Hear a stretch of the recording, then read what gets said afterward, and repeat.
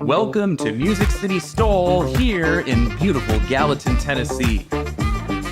It's the series' second visit to Music City Executive, and this weekend is the final leg on the circuit before the epic finale less than a month away in Sulphur Springs, Texas. Weather this weekend set to be sunny and clear, a welcome break for pilots after some of 2024's challenging conditions.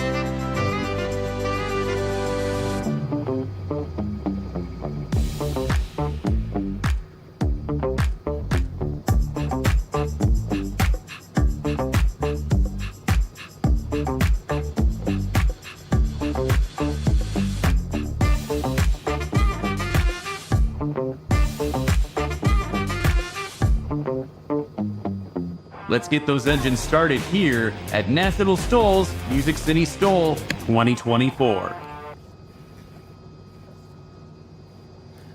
What's going on, STOL freaks and av geeks? How are you guys doing today? We are at Music City STOL this weekend, and we're about to see some really great STOL action here with Austin, your host, and Cam. How you doing, Cam? Pretty good, Austin. How are you doing? Oh, I'm doing great, man. I'm just excited for the STOL action. It's been a little while. My PC has kind of been acting up, so I haven't really been able to do any flight sim. So this is all I can get, and this is going to be perfect for today, man. I'm super excited to see who's going to win in all the classes today. Yeah, man, I'm pretty stoked about being at Music City today. Like, I didn't get a chance to catch the actual the in real life event due to a local air show here that I had responsibilities at, but it's great to be here today. So who won do you remember who won the IRL event in the unlimited class? Probably Steve. I don't really probably remember. Steve. That's a good answer. Probably Steve. I love it. Yeah. I mean, it's not a bad, if you were in Vegas and you had to put your money on it, it would be Steve or Dan. I mean, those would be the two. Yeah, and if Steve's there, it's hard to beat Steve. I mean, iconic, he's an iconic STOL flyer. I mean, he'll go down in history for sure as one of the best. Yeah, absolutely. And I love looking at our lineup of Wilgas here. That plane is just an amazing aircraft to look at because you look at it and it's so gangly looking and you don't know if it's really going to fly or be reliable at all, and it's a hoss of an aircraft. It really doesn't. When I look at it too, I wonder about like slip performance and stuff in the real world. I wonder, because the body's so narrow, I wonder how that performs in a slip. I would like to pick the ear of a real life Wilga pilot and talk to them about that, because I've always wondered, since that body is so slender, how does it slip in real life? Yeah, that'd be an excellent question. What a beautiful course, though. So this was put together by Anov FS. He is our official Microsoft Flight Sim scenery builder, and man, does he do a good job. I mean, you got everything that you could ever ask for to make this thing look realistic. I mean, it is the real thing. I mean, it's 1-to-1. I mean, when you talk realism, Cam, we've got real life weather, we've got real life temperatures, real life rain or shine or whatever it may be. And so that's one of the most interesting things, in my opinion, about the eSTOLs, because we can recreate it so well. We recreate it exactly like it is in the real world. Yeah, I mean, it's awesome that the technology is available to us to have that real live weather, like as of right now. So if you lived out in Nashville, I mean, you would know, or if you were really closer to Gallatin, like you would really have that real-time weather as of right now today. Let's get this right here before we get into the broadcast. It's Gallatin, right? Yes, in Gallatin, Tennessee. Gallatin. Okay, because I was wanting to call it Gallatin last time, and we're not in Latin, we're in Gallatin. Gallatin. Yes, sir. Gallatin, Tennessee. Listen to the sound of those Wilgas.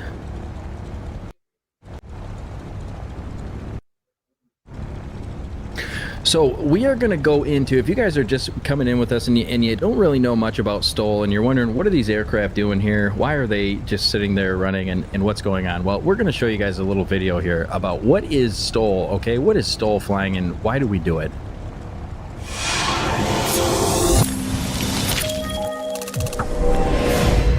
Flotsam. Takeoff and landing competitions are simple. We have the pilots here competing in separate classes to get the lowest score possible. As you see behind me, we have the start-finish line, so let's start with the takeoff. This runway is marked with a start-finish line, and as a competitor parks their main gear on the line, they apply power and position their aircraft to get off the ground as soon as possible. Once their main gear leaves the ground, a line judge will mark their takeoff score using the measuring line along the side. This score will be added to the pilot's landing score on this heat. The landing is in two parts. It's either over the line and counted, or if the pilot's main gear touches down before the line, or even touches the line, this heat score is scratched and results on a landing disqualification, and the pilot will have to rely on another takeoff and landing score to get them on the podium. A quick look at our aircraft shows we have two types of landing gear, tricycle and tail draggers. On the tail dragger aircraft, the score is marked from the two main wheels toward the front of the airplane. And for tricycle landing gear, the score is marked by the two main gear in the rear of the aircraft. It's a fierce competition out here, but at the end of the day, it's all about building better and safer pilots in the skies. It's a great day for STOL competitions. Let's get it started.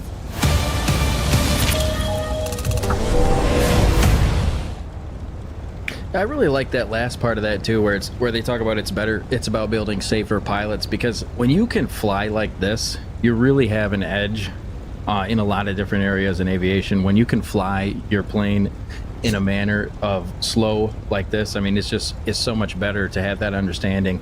So great points there. So we're going to go to a little bit of an onboard action here to one of our pilots. If you can see there, this is our pilot Smitty, and this is a home built simulator. This thing goes forward, side to side, backwards, etc. And so you guys, if you've been with us for a while, you've probably seen the crash video where Smitty actually did a little bit of a nose over, a little prop strike, and it was you could see him jostling around in that thing. So it's really cool. It's realistic as can be, and probably one of the most expensive and interesting home built simulators here. So great to see that on board with Smitty.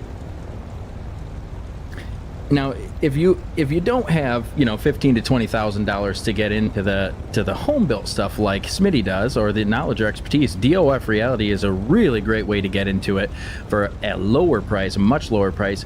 Some kits starting as low as $2,000, so you can get into the DOF Reality. Just go to dofreality.com and you can get into the ultimate flight experience with DOF Reality. Get your own flight simulator for very entry-level pricing, and they have kits all the way from entry level to expertise to pro level. So check those guys out. Really great sponsor of eSTOL, and we appreciate you guys very much.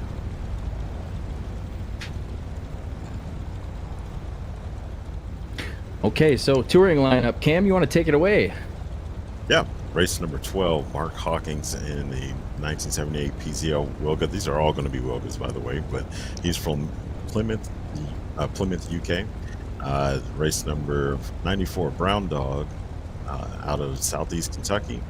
Number 97, Tom Smith, out of Pennsylvania. 24, Fish Foo, out of Colorado. 92, Trey Chavez, out of Alaska.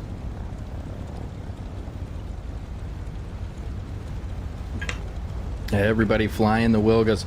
It is the best aircraft in the class, and so you really get to see the competition because they're all flying the same thing. So you really get to see their piloting skills come to light when they're all flying the same aircraft. There's no... I like both schools of thought where like people can fly different aircraft and have their own piloting skills in their own aircraft, but it is something when you can see everybody flying the same exact thing, because then that skill gap is closed only to pilot skill. Yeah, I mean, it's still real world conditions out here. Like, the game represents it as best as possible, but I mean, with the real weather conditions, whatever crosswinds happening, whatever headwinds happening, like, it's to their advantage or to their disadvantage, just like it would be in real life. And that's the classic red and black livery with the Ferrari symbol on the front, as we like to point out. Barricus, flying out of England. Another interesting thing too is where everybody can fly from all these different countries and states and all over the world. They get in here on a Saturday. You know, they don't have to travel. They don't have to do anything except for throw on their flight sim. You know, hop in their DOF reality simulator and just, you know, get going and compete at a level of. I mean, these guys. You see them in the practice Discord. By the way, if you guys want to join in on this, you can get in on this by going to nationalstol.com/chat, and that will get you in the Discord where you can practice with all these pro flyers. And they will take you under their wing. They will definitely love to teach you guys how to fly. And so even if you've never flown before, but you're just getting into Microsoft Flight Simulator and you're finding this somehow through the algorithms on YouTube, definitely hop in the Discord. It's nationalstol.com/chat. Join in. We do have Fox13 from the YouTube chat saying good luck to everyone. So we are only going to have one winner, but this season, this competition works on season points. So it's true when you say good luck to everyone, because you know, even a second place can get you a good points in the standing. Yeah, it's all about those points. I'm loving that livery with the Jolly Roger. And these guys, I mean, they really go at it too. Like, it's there's not really in this class, especially, there's not really like one winner that we see consistently just winning every one. I mean, you're looking at, you know, Red Baron, excuse me. You're looking at, you know, you've got Smitty. Fishfu's a newer one. I don't know if Fishfu has won any yet, but I know he's going to be contending. I mean, he's done all kinds of across the world flights in many different bush planes and stuff like that. He's also a streamer on Twitch, so if you get a chance to check him out on Twitch, I think his Twitch is Fishfu, but if you search Fishfu on Twitch, you should find him. But we love to support our Twitch streamers. Those guys help spread the word about National eSTOL, and they are fanatics about this sport, so we love those guys, and we appreciate them very much. Fishfu, I love that name. Yeah. When I first saw that, I was like, Fishfu, that's interesting. I like that name. And Nova from Airlines the saying, Burst, let's go Trey and Chris. Trey and Chris, sorry, some man. favorites out there. Yeah. Trey Chavez is new as well. I think this is his second competition with us. Want to say hi to everybody in the Burst 6 TV chat. We got Racing Asian, the man of the hour. We got Recon Fox 67, Red Baron Flies, and Lemon says go fish. All right, so Lemon says go fish. I just caught that. Go fish. I'm playing go fish right now. So but I'm probably gonna be, I gotta say, Barracus, I'm gonna go with Barracus is gonna do really well in this competition. I think that Smitty has missed a few competitions recently. Not to say that he's not practiced, because he does practice on his own time, but I know Barracus has been in every one, and I just feel like he might be the most practiced. Now, take that with a grain of salt, because I don't, monitor these guys night and day, but I can tell you that I have a feeling the Ferrari logo is going to help Barracus win today. I think it's going to be Barracus. You got any? Do you have any guesses here who's going to win, or are you going to play it safe, Cam? I'm going to play it safe, but I'm just going to say that Ferrari logo does add about 10 knots of speed. So, I mean, oh, I think yeah. there's an Either way, there. Forward and backward. When you're landing and when you're taking off. Yeah. No, it's great to be here with you, Cam. I'm really happy that we get to cast this together today. Another great eSTOL competition and Gallatin, Tennessee at that. And we do have a green flag from Race Control, so you will see the number 1 plane taking off here. Barracus flying out of England. And we're going to see how short he can get it today. What are the winds looking like today, Cam? Do you have any weather information pulled up? Yeah, I do have the weather right here. They are out of the 210 at 8 to 13 knots. Okay, so not too bad on the wind. Oh, we do have live wind up on the board here. 6 to 19 knots from 230, so very close. And it looks to be Looks to be about a 100 foot takeoff or so. I think we are having a little bit of technical glitches here coming over. Kind of missed some of Bericus' takeoff, but that's okay. We will. We do have live judges that judge this, so they are actually there on the field virtually judging this. And one of the little tricks that they use, which you guys might not know this, but our live judges actually have the ability to turn off the grass, and it makes it so much easier to see where they're actually taking off from when you can turn the grass off, let me tell you. Another almost 100 feet takeoff. Yeah, gosh, just over 100 feet if I had to say. Just over 100 feet, but great takeoff from Brown Dog. Oh, you know what? I forgot all about Brown feet. Dog. Oh, what's going on with Brown Dog? I just forgot all about him. I forgot he's contending today. Oh, yeah. That might change things. I mean, I don't want to take anything away from my previous guess of Bericus, but I mean, Brown Dog is like points leader, I think, or yeah, he's up there. Smitty getting off a little over 130, 140-ish. Yep. And that beautiful livery. 169 on that takeoff. 169 for Smitty. Now, remember, guys, yeah, Smitty is the one that's in his home-built simulator. He built that all on his own. Yeah, so he's actually feeling the bumps and all the things right now, huh? Oh, yeah. Everything. He feels every little bit, last bit of it. And a crowd favorite here already multiple times in the chat. Fish Foo has been mentioned. Fish with Foo. A great takeoff. I love the uniformity of this, you know. Cam, the way they take off and the way that they stay in the pattern up there together, it's really amazing how you can have one plane take off and then 30 seconds later another plane and another plane, and then when they come back in, you know, there's really no downtime in this. I think that's one of the most interesting things that they've been able to do with STOL in general. Yeah, absolutely. From the YouTube chat, we have someone cheering on Wolfie. I think Wolfie and Chris, or maybe Chris Wolfie, said hi Chris, to Wolfie. I'm not sure. I think that was an amendment from Nova Airlines' earlier comment. And then also someone had asked about how we choose the locations for eSTOL. And the answer to that question is they are the exact same locations that we do at the in real life competitions for National STOL. We have some good lucks from the YouTube channel.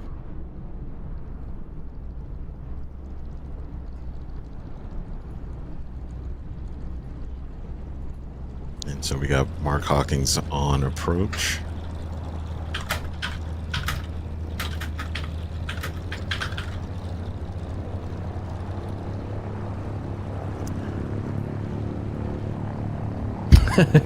Katrina says, go on, Bericus, do it for the Devonians. I wonder what that is. Must be some England thing, because they're both from England. I want to go to England, you know? Yeah, ooh. Gonna just drop it in.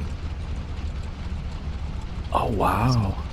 All right, Bericus, Wow. so we're gonna get that number in on his landing, but that was an awesome approach to have it very slow and just drop all your energy in as much as possible into the ground.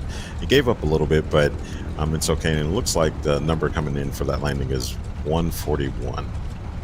It almost looked like the winds picked up quite a bit there. I mean, it looked like he was hovering almost. Yeah, from the Basic TV really. chat, we do have a Brown Dog for the win. So another fan favorite from Racing Asian. He says Brown Dog's going to win. All right, let's go. And here we go on Brown Dog's landing. Didn't give up very much. We're looking like we got just a little bit short of 100 feet. Yeah, 85 feet on that. Great That's landing in the National eSTOL official livery, which I think you can pick that up for free on flightsim.to. All right. Oh, Smitty coming in right now, getting live feed from his rig Ooh, right now. live on That's board awesome. cam. That is so cool, dude. That is so cool. Gave up a little bit, but he's in at 163 feet on that landing. And now, this is not to pick at Smitty at all. We love Smitty. He's one of our favorites. But it is kind of showing here where I feel like Smitty has missed a couple competitions. I mean, he's a busy guy. There's no harm, no foul. But you can see when you miss a couple competitions, it kind of results in a little bit longer of a takeoff and landing, because the guys that, like, Barracus and Brown Dog. I mean, those guys are just going at it every single week, every single, they probably practice every day. So like I said, no harm, no foul towards Smitty. We love him, but just to see the difference there in the consistency is pretty crazy, actually. Yeah.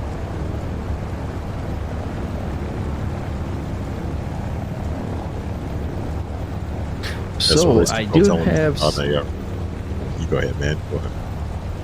I do have some information about a real STOL Fest that's coming up in England in May, and I know over in England the aviation community is not as large as what it is in the United States.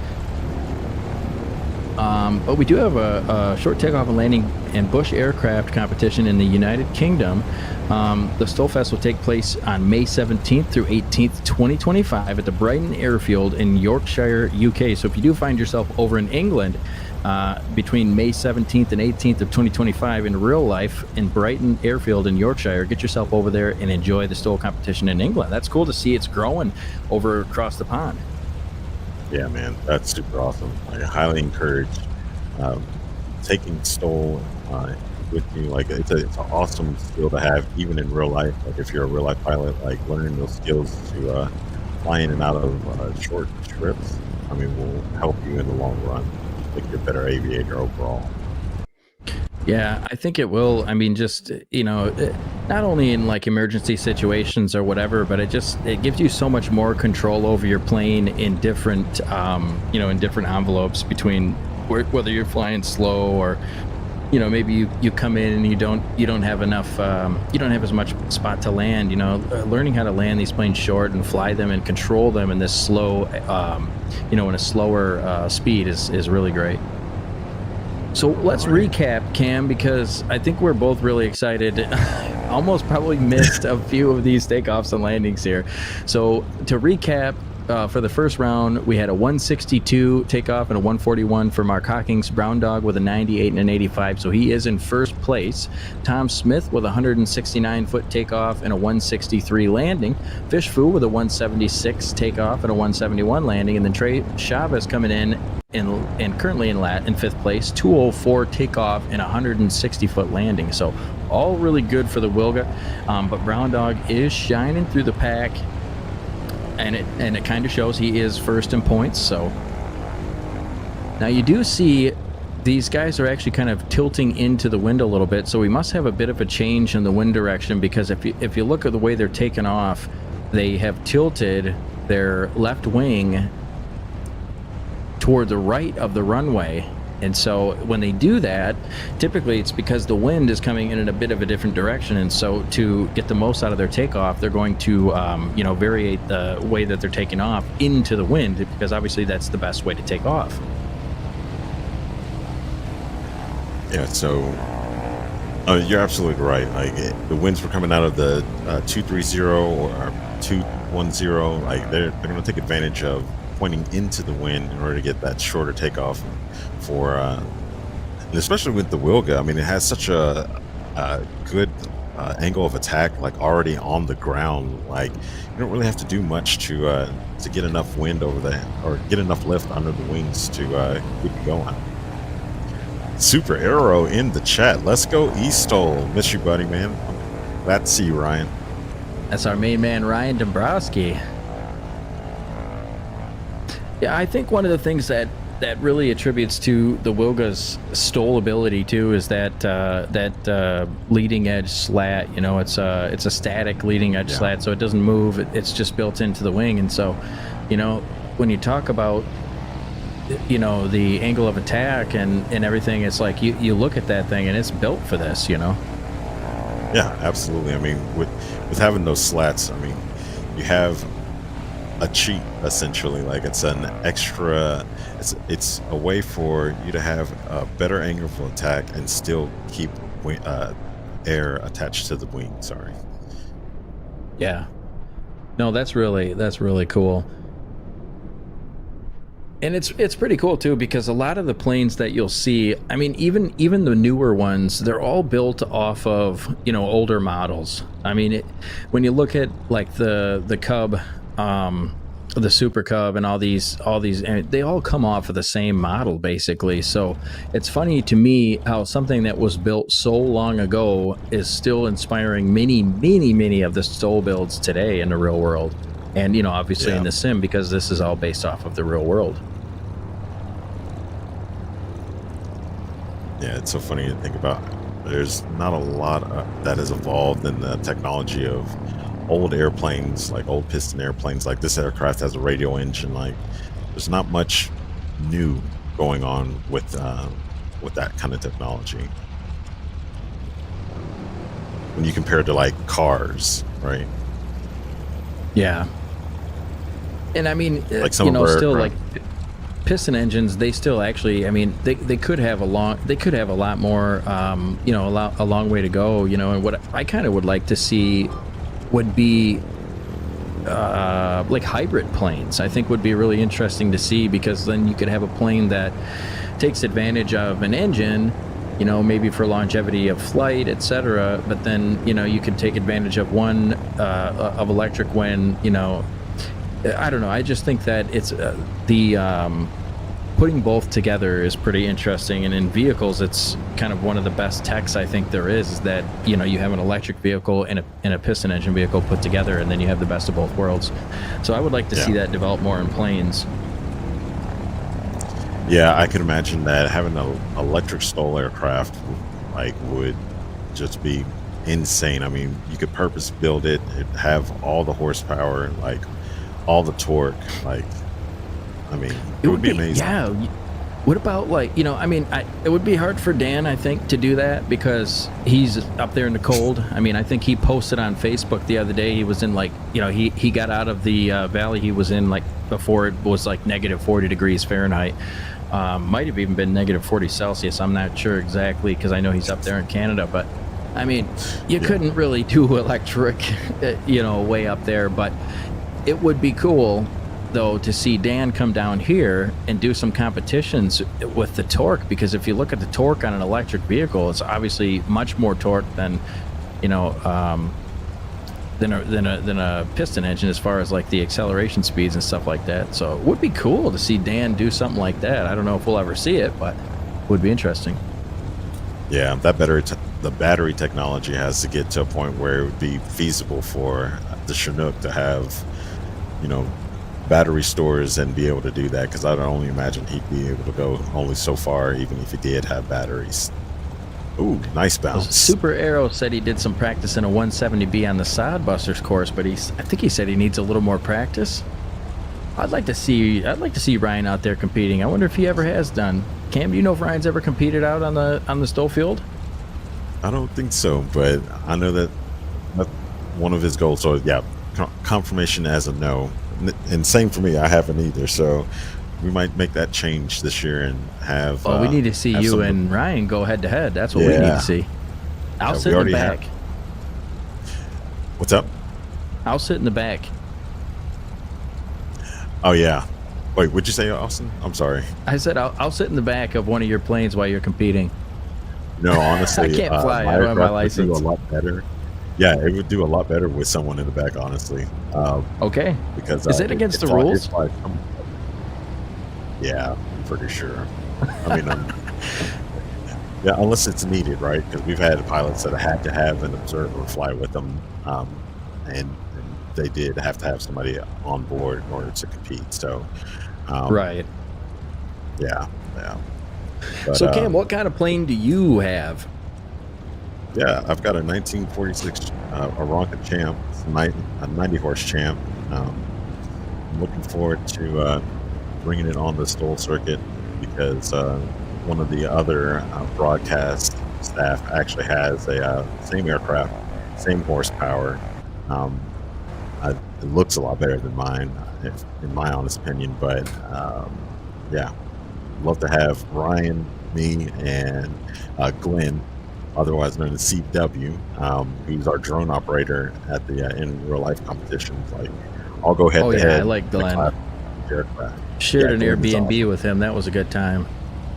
Yeah. We shared an Airbnb with you at Swamp STOL last year. That's where we first met. Oh yeah. Yep. Yeah.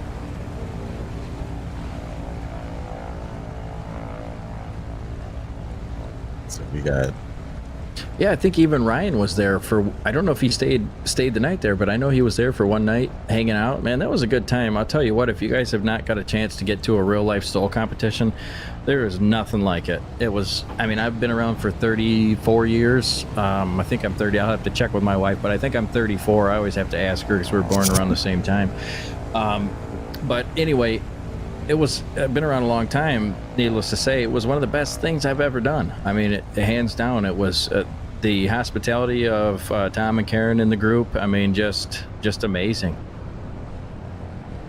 Yeah, man, it was good to have you around. It's good to have everybody from the eSTOL arena out in the real life competitions because it's just a great time. Hopefully, we can get more of the real pilots like coming in and doing the eSTOL competitions this year for this upcoming season. So if you look at the score here, I know we've been kind of just jiving in the background, but that's part of the fun of this. But, you know, we've got Brown Dog in the first place with 183, and he's a little bit in front of the pack. But if you take a look at second, third, and fourth, now remember, everybody's competing for points here. Mark H, Trey C, and Tom S, they are like neck and neck here, just within 26 points of each other. Now, this is all 26 feet is not too much to make up, and they still have runs here.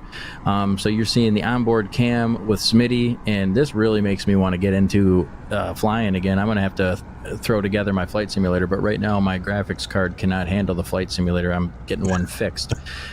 We do have Fish Foo in 5th place at the bottom of the pack, but remember, Fish Foo is rather new to eSTOL. I think this is only his second event, and either way, 347 total. I mean, we're talking 347 feet to get a giant piece of metal off the ground and then back on the ground and stopped from a dead stop. So 347 might not look like much just from the standings here, but still, even the last place person is very, very good at what they're doing here. A little bit of a hard landing from Mark. I don't think that's going to be a disqualification, but I do think it was a very short landing. We'll have to see, though. He might get a DQ for that. That was a little bit hard. Yeah, we'll see about that. Okay. Yeah, looks like it was a little bit short, so that is a scratch, but it was counted as 82 feet, so it would have been a nice number for sure if it just a little bit over the line. And you'll see that too. I mean, when they you know, the last run here, he knows he's behind. He's got to come up with something, and you know, he's going to hit that 82-foot landing. But like I said, or like Cam said, it was a little short, so he's going to get the scratch on that. But he wasn't disqualified for a hard landing, just to clarify. We do have another landing in here from Brown Dog. Brown Dog with a 102-foot takeoff on this run, 113-foot landing. So it's not going to best his first score, but he is cementing in the lead pretty well. But I think his first score, I mean, unless we have something drastic here, his first score is probably going to take in. The only one that could really do anything, I mean, if we saw Trey Chavez come in with a really short landing, I mean, he could possibly take over second place here. Yeah. But Mark and Trey, though, they are neck and neck here, 2 feet apart. Fish Foo coming in, giving up quite a bit on the landing, almost 100 feet on the landing, but a really short stop. Yeah. So if Fish Foo could, what he needs to focus on is the line. Basically, you know, if he could land on the line and not give up any feet, because remember, whatever you land over the line, wherever your wheels touch, that's also going to be added onto your landing score. So you have whatever you landed over the line and then plus your rollout and stop. So, I mean, without that extra 100 feet added on there, if he can get it landed on the line, he's going to have a really nice short landing. So Fish Foo not that far off, and a new competitor at that. I mean, he might have had an 80-foot landing there without giving anything up. Oh, wow. And that was an awesome keeps save. Yeah, that was a crazy save. A really good right, save Trey. from Trey, flying out of Alaska. Whereabouts is, I don't know if Trey has shared with us his location in Alaska, but it just says Alaska here on my sheet. But it'd be interesting to find out what parts of Alaska Trey is from. From talking to him, I know that he's in a part where he is using Starlink. So, Okay. I want to say remote. Remote Alaska, yep. Man, Alaska's cool. I would love to go there.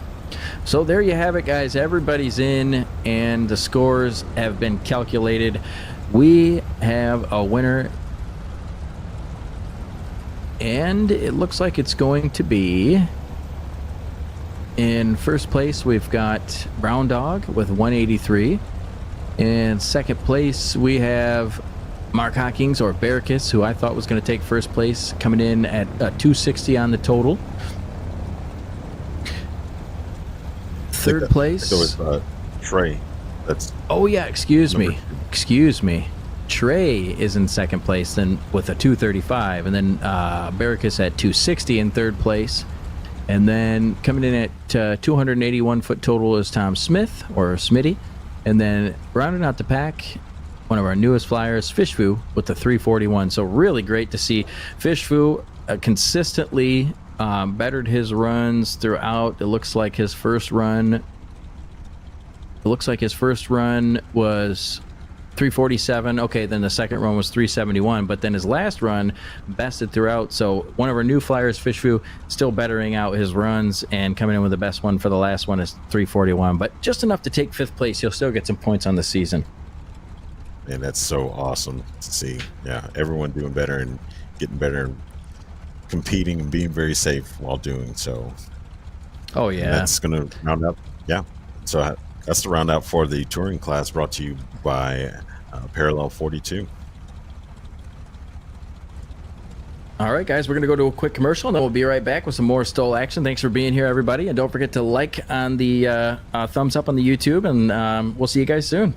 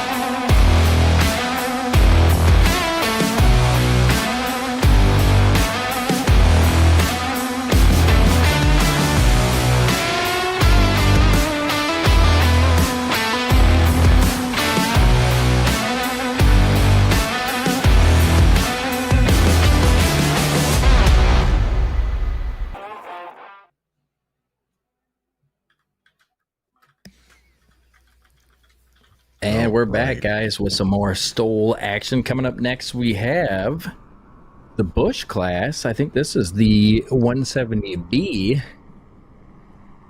I think it's mostly 170Bs.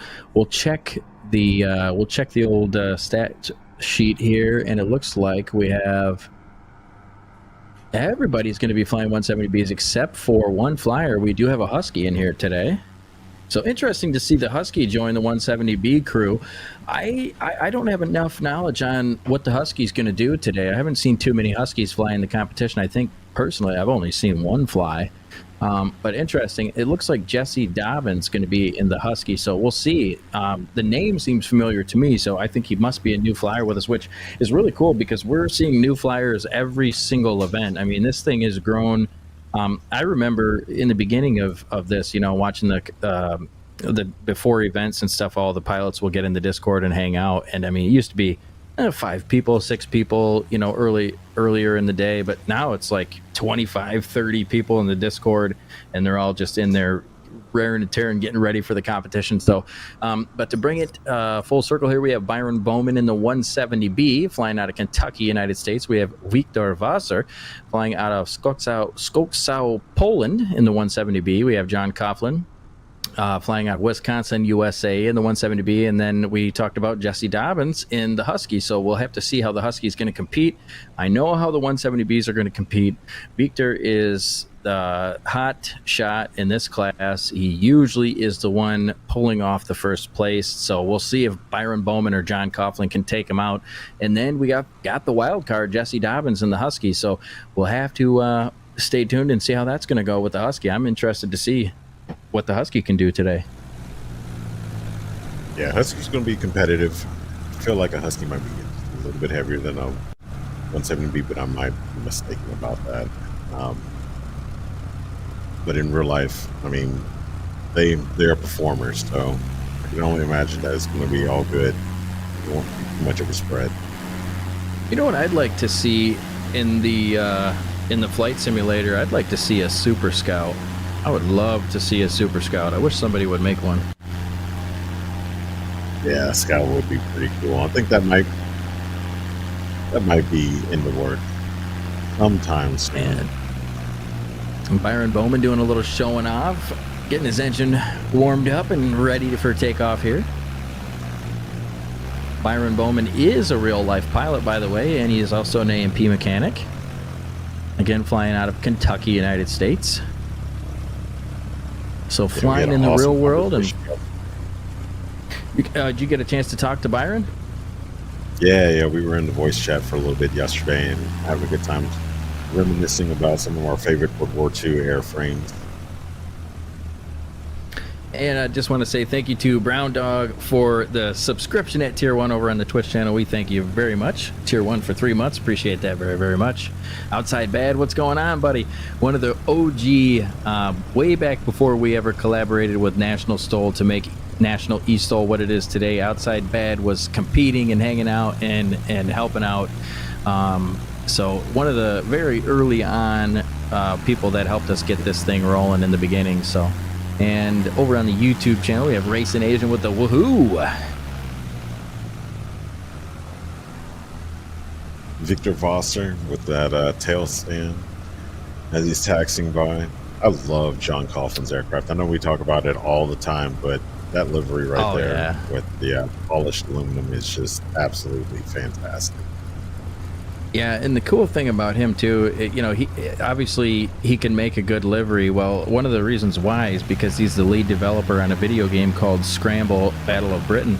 So that game is pretty interesting. I've not gotten a chance to try it, but it always, to me, is interesting because it's quite a different kind of game. It's a tactical dogfighting game with real flight physics.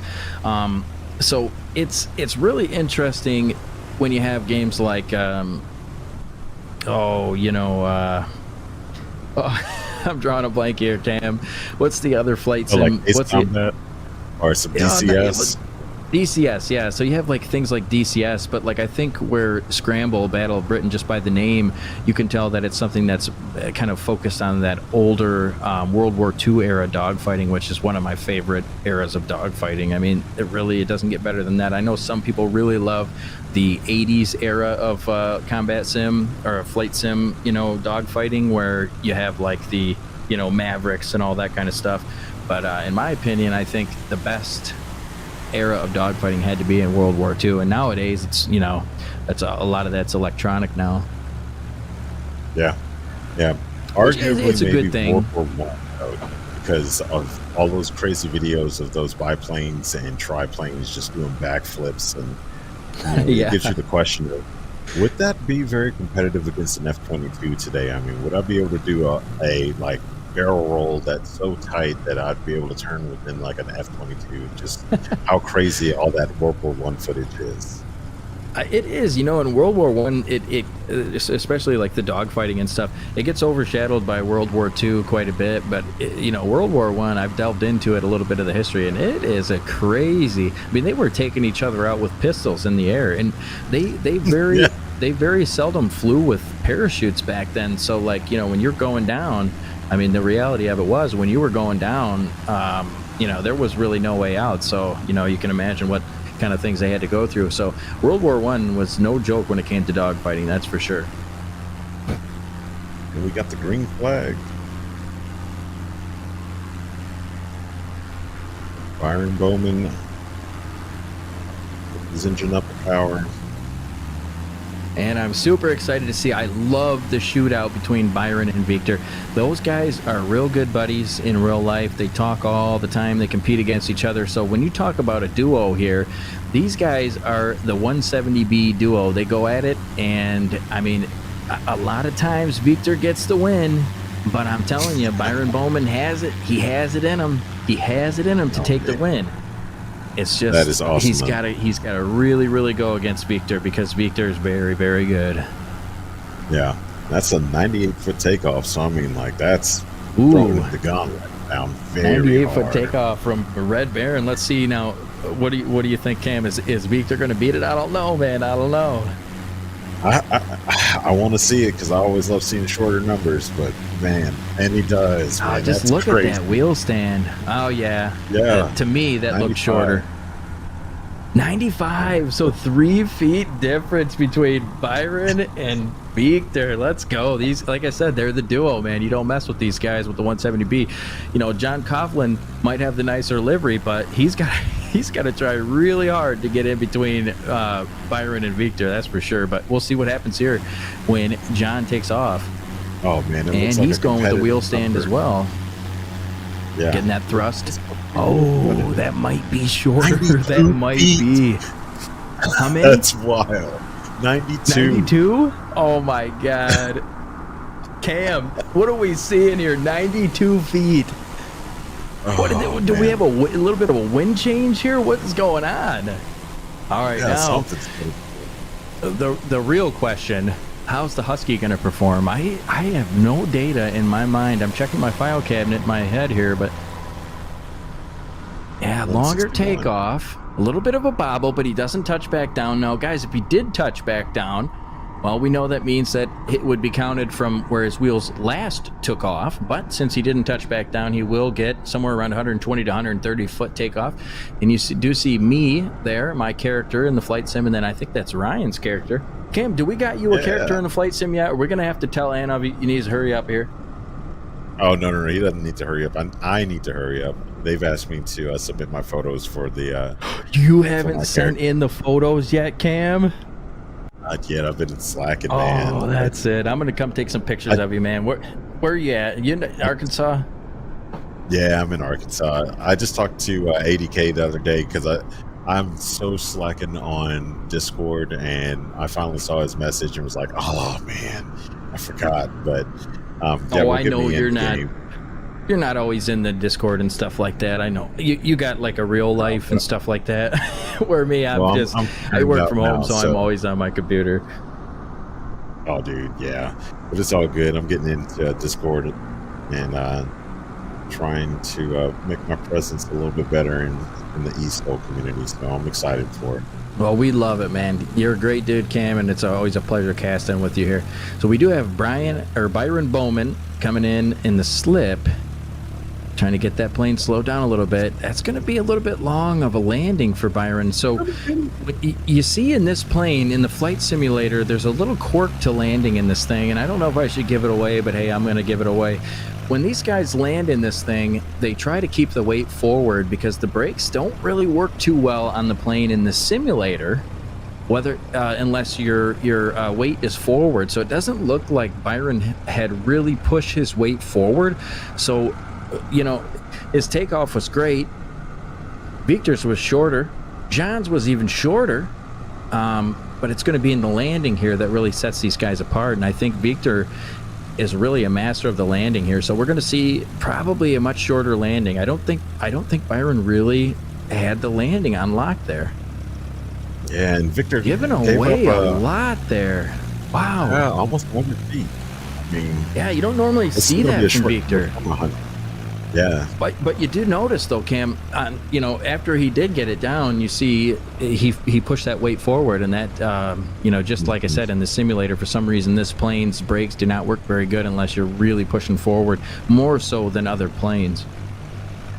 Yeah, so that's going to be a 162-foot landing for Victor compared to Byron's 172-foot landing, so difference is 10 feet. So if you're John right now, you're looking at this like that's the baby's lunch. I mean, you know, all he's got to do is land on the line and get her stopped. Yeah, as long as he can trade some altitude, because right now he's pretty high, but it looks like he's going to do it. He's so slow though. There we go. Okay. All right. Okay. Just okay. A little bit over 100 feet. So right now he's going to have the shortest landing. I mean, 144 that's still about, what, feet. 140? 141 or so? Yeah. 144. So I mean, like, he's got the highest number right now. Wow. So John taking the lead early. Man. Wow. 92-foot takeoff from John. So if you, I mean, oh, we gotta see the Husky come in here. A little bit of a bobble on the landing. Gonna try to get it stopped. He's got to get the weight forward. He's got to get the weight on the wheels. Can't brake without the weight on the wheels. And he does end up stopping somewhere around 300 feet. We know that's halfway. But if you just look at the takeoffs here, I mean, from Byron, we had a 98-foot takeoff. Victor Voster comes in.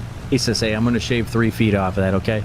Comes in with a 95-foot takeoff. And then, you know what? John says, we're going to shave another 3 off that thing. 92-foot takeoff from John. So on the takeoff side, John wins that little battle. But then, like I said, where it comes in full circle is the landing. And John didn't give up much, you know, maybe 40 feet, maybe 30, 40 feet. He gets her down in 144, so that's going to take the first place right now. But, I mean, if you see, like, you know, if you see Byron and Victor, if they could work on landing on the line, maybe the wind shifted around a little bit for them, but if they could work on landing on the line, I mean, Victor might have had it stopped in about 62 feet. But you know, Victor is a master at landing this thing. As far as getting it stopped, he's just got to work on hitting that line a little better. The cheat code for the cheat code. Right, you got to have those cheat codes, baby. What is it? Left, down, upright, left, down, upright. Ooh, oh that man, is 89 a competitive takeoff from Byron. 89. What? Cam, that's the best takeoff we've seen today. And we have Death Crow. Death Crow in the chat. His favorite name for me is Jerkbag. I don't know why, but that, hey, it's his pet name for me. Let him call me that. Just appears out of nowhere to start streaming. He says, "Hey, I did tell everybody in the Discord that we were going to be going live." Oh, again, man, Brown Dog, thank you for the subscription there. And another short landing.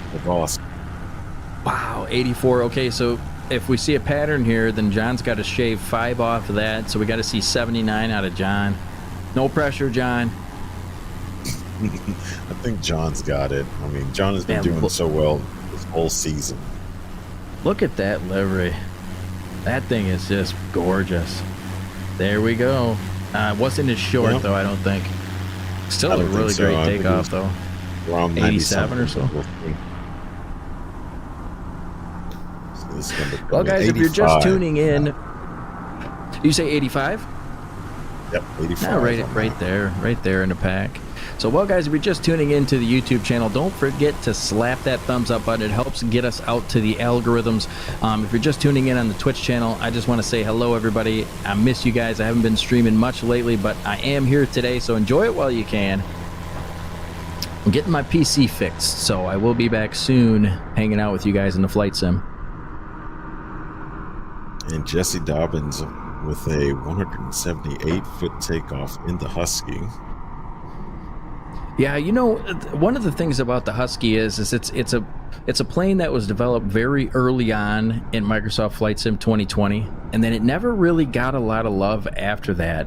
So, in my opinion, you see this a lot of times in this particular competition, this National eSTOL series, where people will come in flying the Husky. They'll realize it really hasn't seen a lot of love as far as like realism updates and things like that. Because as the sim has grown, you've seen every plane pretty much get updates consistently, and the Husky's just one that I don't even know who developed it, but I'll tell you what, you don't see a lot of love on that plane from the developers. It's kind of almost abandonware at this point. Still a great plane. People love it, but it's just not going to be competitive when it comes to, you know, a plane like the 170B, where you got the developer who, you know, takes the time to add in different things and, you know, extra engine mods and stuff like that. Now, these are developer approved engine mods, and those are actually, you know, like I said, in the download of the plane. But there we go. So we do have a little bit of a scratch, but he's getting closer to the line either side. Not gonna be happy with that performance. I know he's beating himself up right now, but it happens to the best of them. Yeah, that slip to landing is pretty hairy. I feel like in real life, that landing would have had a lot of side loading on the gear, but obviously in the game, it's not really going to translate that type of damage. But yeah, that's one of the things they don't. One of the things they chose to stay away from in flight simulators, whether it be 2020 or 2024 when we eventually switch over to that, they don't do the damage. And wow. That is crazy. Wow. I mean, and he didn't scratch. I couldn't see it from my angle. Like, he must have had some. He must have had some good wind come up over top of the wings, underneath the wings there. Feet. And I do want to say thank you for the follow on the Twitch over there, Frozen Alaskan. Much appreciated. Welcome into the Burst 6 TV and National eSTOL family. But yeah, so Cam, my you know, normally I stream and I do group flights and stuff like that for bush flights. But yeah, my graphics card took a hit, so. It's I don't even understand why. It's a relatively new graphics card, MSI brand, but yeah, it did get fried. So if anybody's wondering where I've been lately, I've been over on Call of Duty. I hate to say it, man, but it actually my 2070 that I've got in my gaming PC for now will actually handle that. So Frozen, I didn't get a chance to catch that. If you could put that back up on the screen, that last YouTube comment. And the scratch for John Coughlin. So scratch out of John. I don't know if anybody's going to be able to beat Victor's last landing. I mean, that's insane. 36 foot. I don't think he gave up a centimeter. Everybody else scratched. So, I mean, so he's pretty well got it in the bag with that one. I mean, I hate to say it, anticlimactic, but I mean, unless John can, well, I mean, it's anybody's game, I guess, still right now. Oh, that must be Trey. That Frozen Alaska must be Trey. He said he's in Southwest Alaska. Just for a heads up for the next competition. So cool. Okay. Looks like Trey Chavez flying out of Southwest Alaska. And I think Trey is the one. Doesn't he fly in real life? Yeah, he does fly in real life. Veritas 4156, and well, it went away, but he was giving his Victor, accolades. That was disgustingly good. It said. I just caught the end of it. Yeah. Yeah, heck yeah, thank you. Oh, what do you know? The chat calling Victor disgusting again. And we're talking, not disgusting, I mean, you know, he's disgusting in his flight skills, that's for sure. Veritas 4156 saying, Red Baron, you were right there. I know he was. If he didn't scratch on that last one, man, I think he kind of gave up after he realized he scratched. I mean, still stopped in 101 feet, but come on. What are we talking about here? These guys are insane.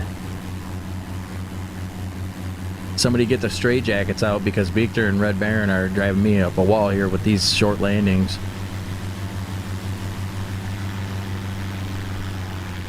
Wow. Really, really pulling on that one. I mean, that's got to be in the 70s. 79.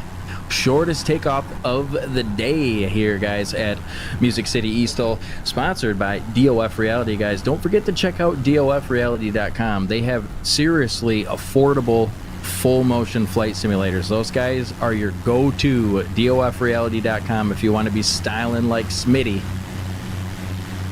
who we saw in the beginning in the Wilga. Great takeoff from Victor, but one foot shorter than Red Baron's. Victor says, not today, Red Baron, not today.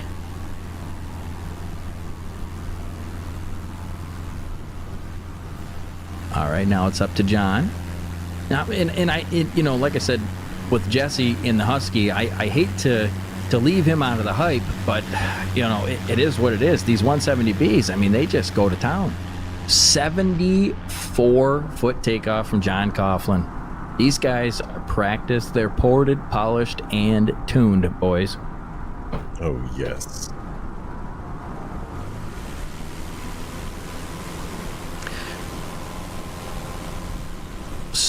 So we are hearing from race control that John Coughlin may have hit his wing on his second round, and so what happens if you do hit your wing and get damage on the plane, then your rounds after that will not count. So maybe John's 74-foot takeoff may not matter.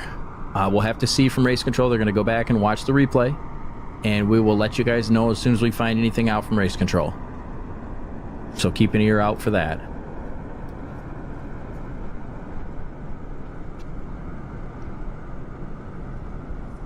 It may have to be after the broadcast. The scores will be posted on all of our socials, so don't forget to check out National STOL and National eSTOL on all the socials.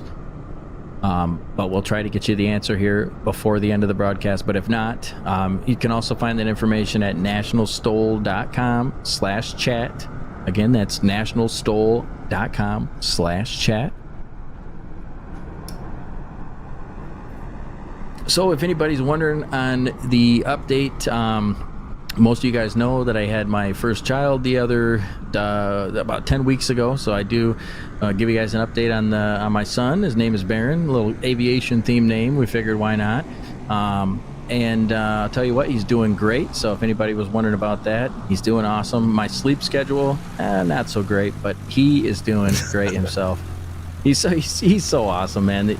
Just a smile coming out of that kid, man. I can't wait to show him the world, man. Hopefully get him a ride in an airplane with one of you cool guys, you know?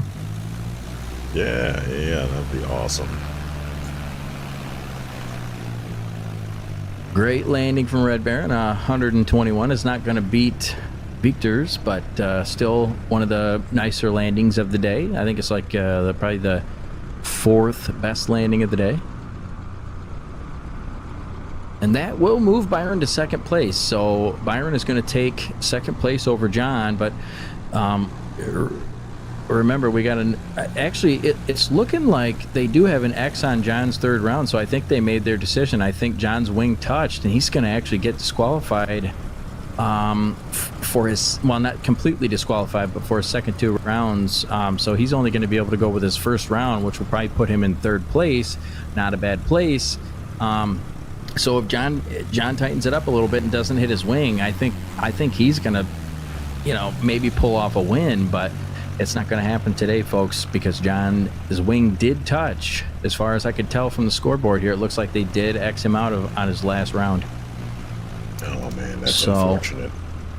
Yeah, because he was. I mean, look at every single time. I mean, I guess maybe not on the second one, but for the first run and the third run, you've got Byron, and then shave a few feet off with Victor, and then John shaves a few more feet off. These guys are so close. Still going to come in and make a landing.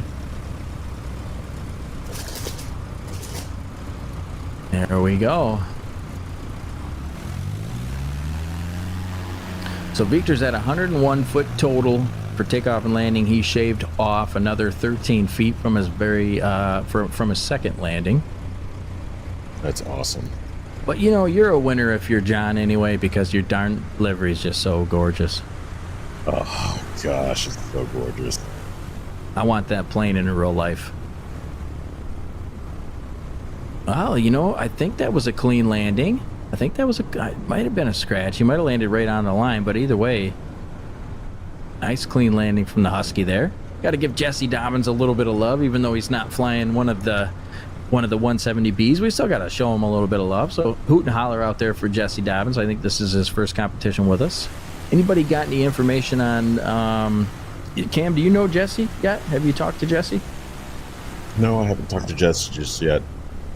I'll get a little information from him for the next competition, but thanks for competing. Yeah, absolutely. So it looks like in first place we got Victor Vasser with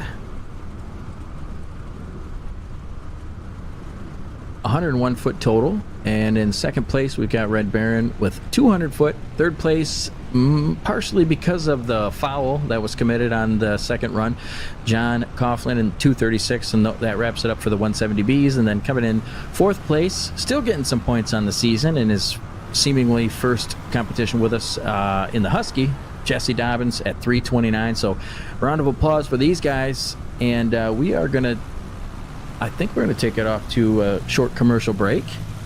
And yeah, commercial break, and we'll be back in a minute, guys. Don't forget the thumbs up on that YouTube channel. All helps out. We appreciate you guys. We'll see you in a second.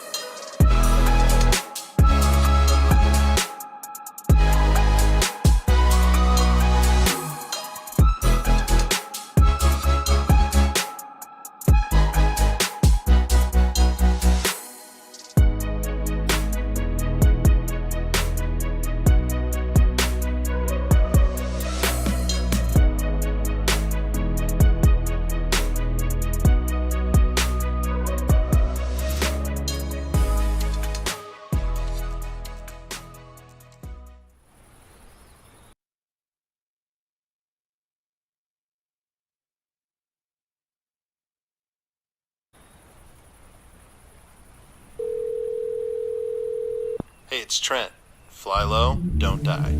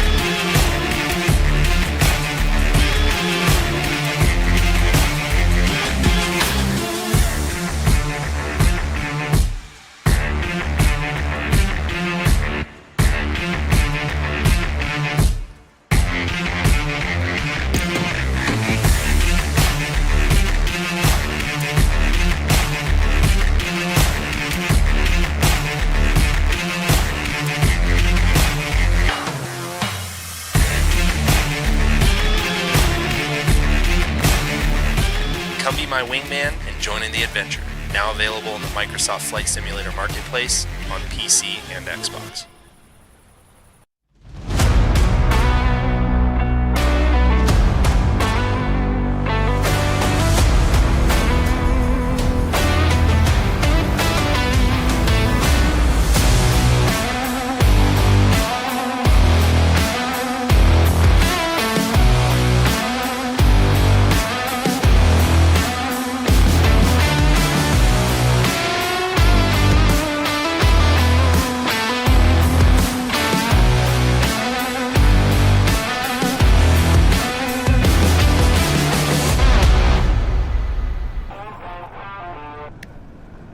And welcome back to National eSTOL powered by DOF Reality. We're about to get started with the Spec class, which is going to be the 152 tail dragger. In the lineup, we have John Coughlin, race number 15. Kitty Great Cat, to see race John number get another 69. Yep. Red Baron, number 75.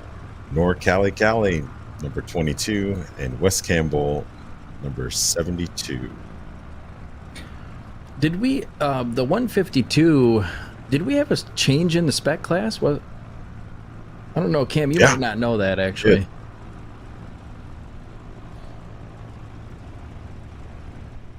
Okay, so we were going to have the TL3000, but we ended up changing it to the 152, but still presented by FS Reborn.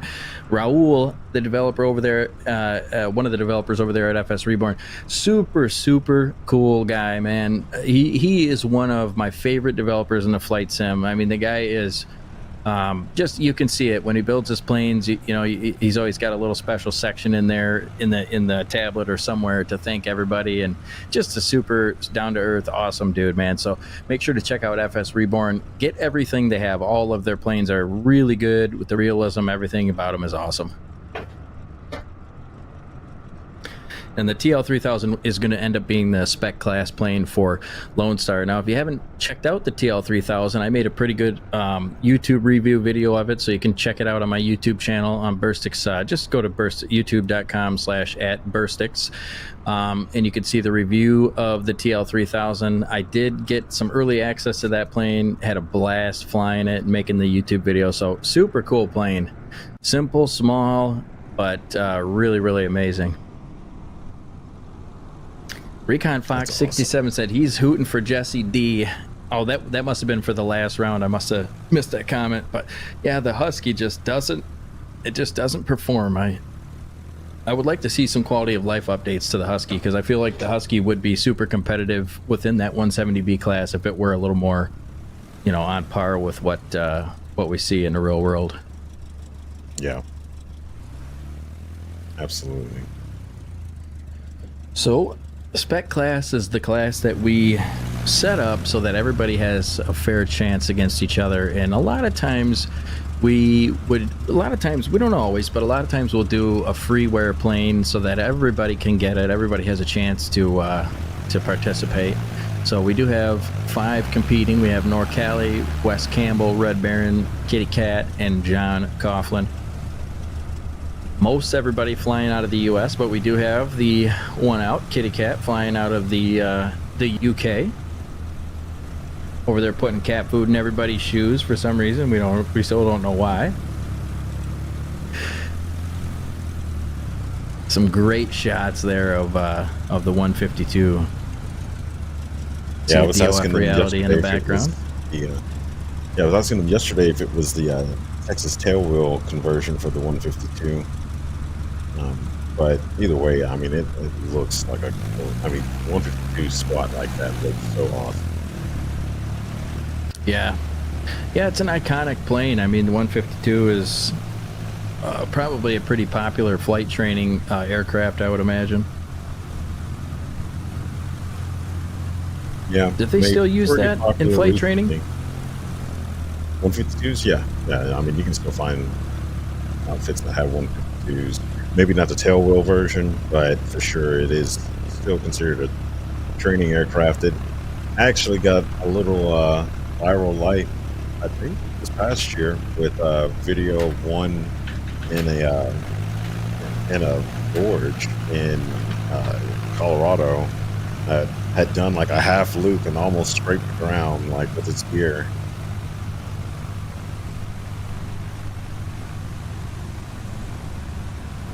It was a pretty interesting video, harrowing video, and it was a training aircraft. It was an active training aircraft making its way to Utah or something like that. But Yeah. yeah, I don't know if you remember that video. I don't remember it. You have to Yes. share it with me. Yeah, these two hikers were out hiking and happened to catch this aircraft. It was a 152. Like, it was pretty much doing a split S, the bottom half of a roll, and barely made it out of this valley in Colorado between the mountains. And they ended up living through it. Oh yeah, they ended up actually trying to go back and continue their flight after not really figuring out that the 152 wasn't really. They weren't doing well in the 152 enough to be able to make it to their destination, but they did make it. But Right. yeah, it was. I wonder what if density altitude played a role in that. I would imagine it did. Oh yeah, absolutely, for sure.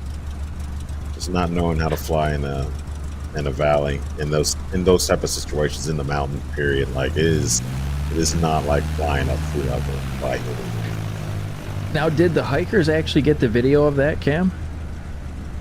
Or was that video from? that Interesting. was I the would like to video. see that because I watch a lot of hiking mystery videos, and I have a good YouTuber friend that I could send that to. He could probably make a really interesting video out of that. You have to remember to send that to me, Cam. I'd like to see it. Yeah, for sure. And wind is 210 at 57, so pretty much straight 07, excuse me, just pretty much straight down the runway. So not a lot of wind, but it is working in the favor of the pilots, almost straight down the runway. Here in Gallatin, Tennessee. Got the green flag. Or wait, it's Gallatin, right? Yeah, gelatinous. Gallatin. And we do have the green flag, as Cam said. So we are going to be whipping off here. John Coughlin, number 15, in the Spec class, sponsored by FS Reborn.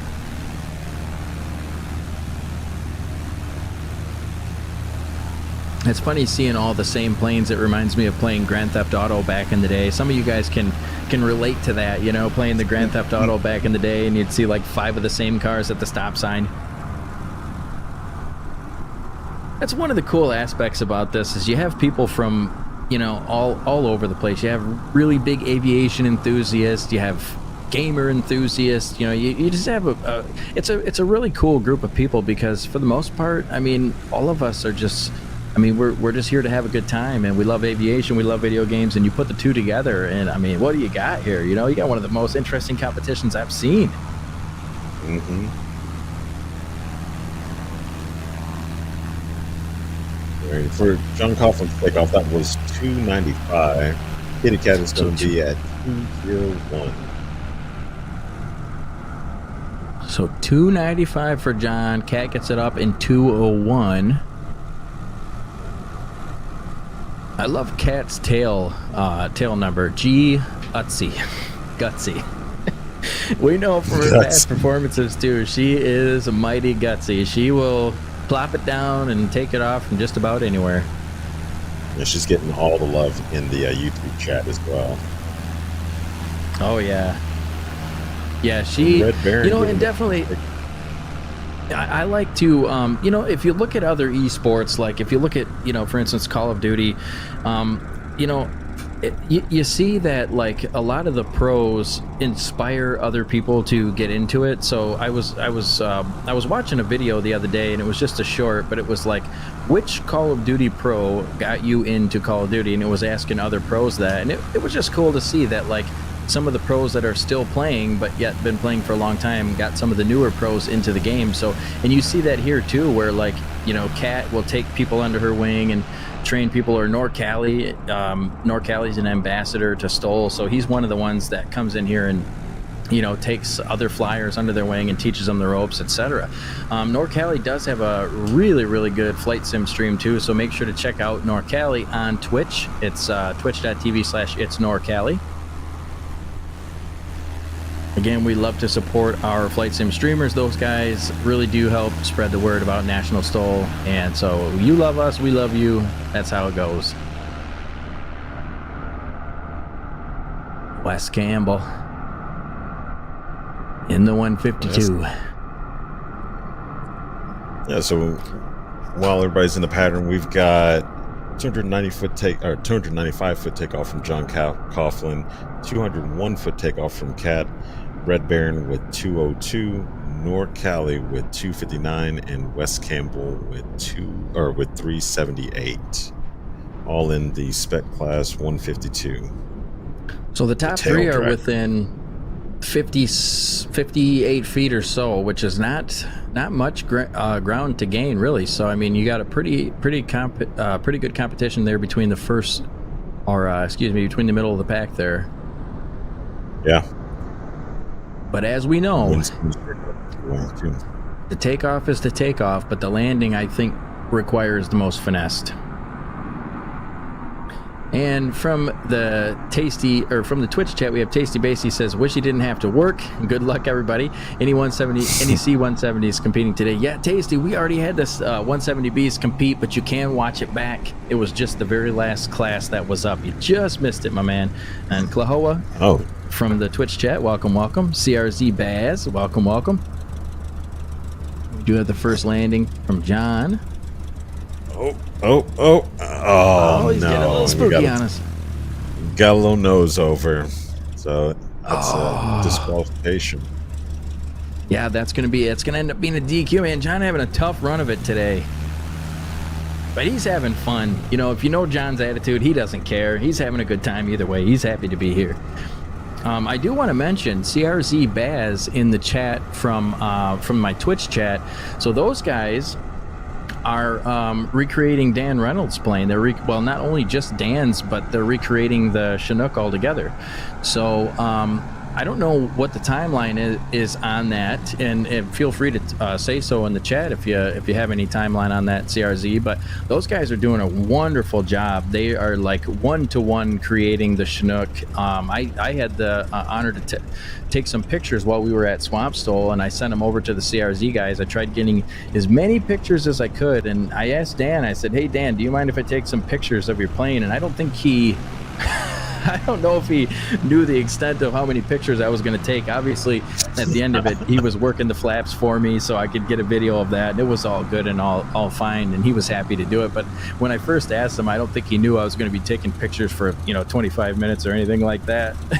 But it's all going to be good, though, because it's going to come out to help CRZ create the most realistic Chinook possible. I can't wait to see that plane in the competitions. I'm telling you guys, CRZ, I will come back to the flight sim even if I don't have my new graphics card, and I will come back and fly that if you release it today.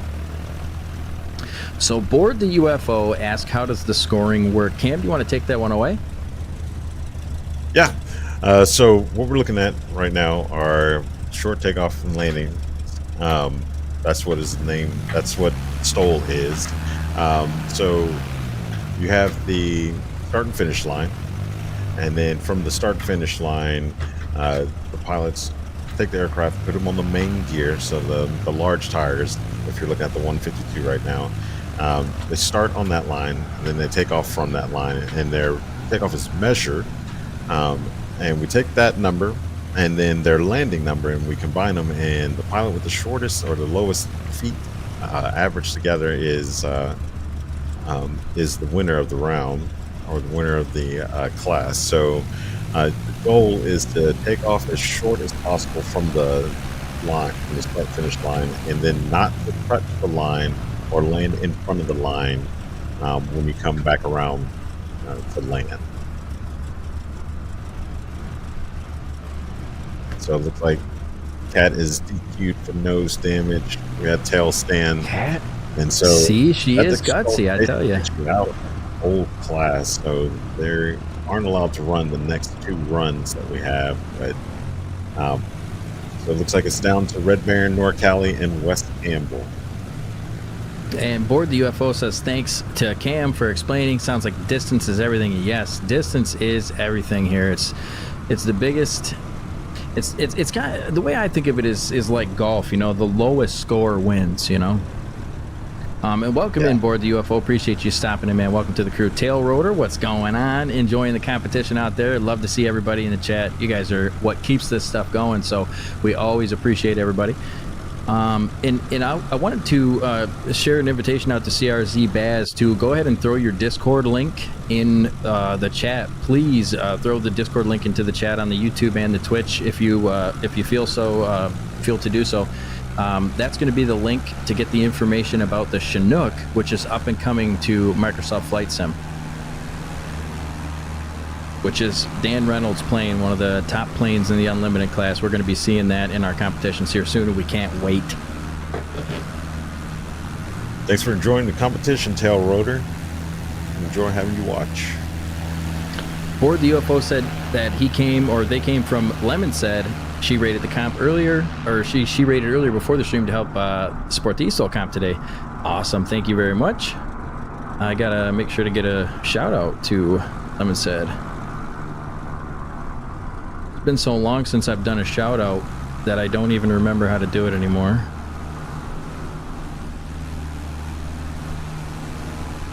There we go.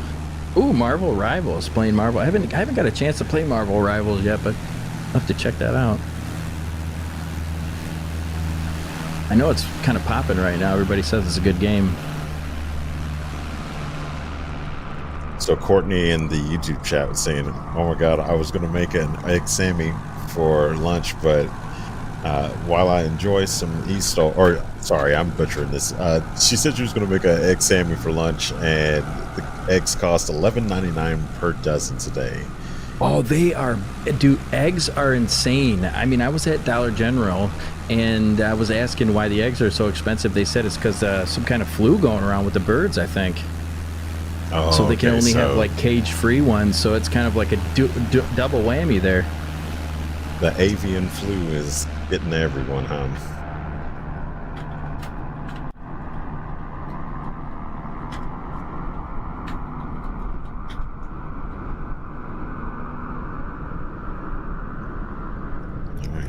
Yeah, the avian flu is costing our eggs, and we don't normally, as like a household, we don't normally eat breakfast every day, but we've been eating breakfast here quite a bit since the baby's been born, and man, it's getting expensive. Man,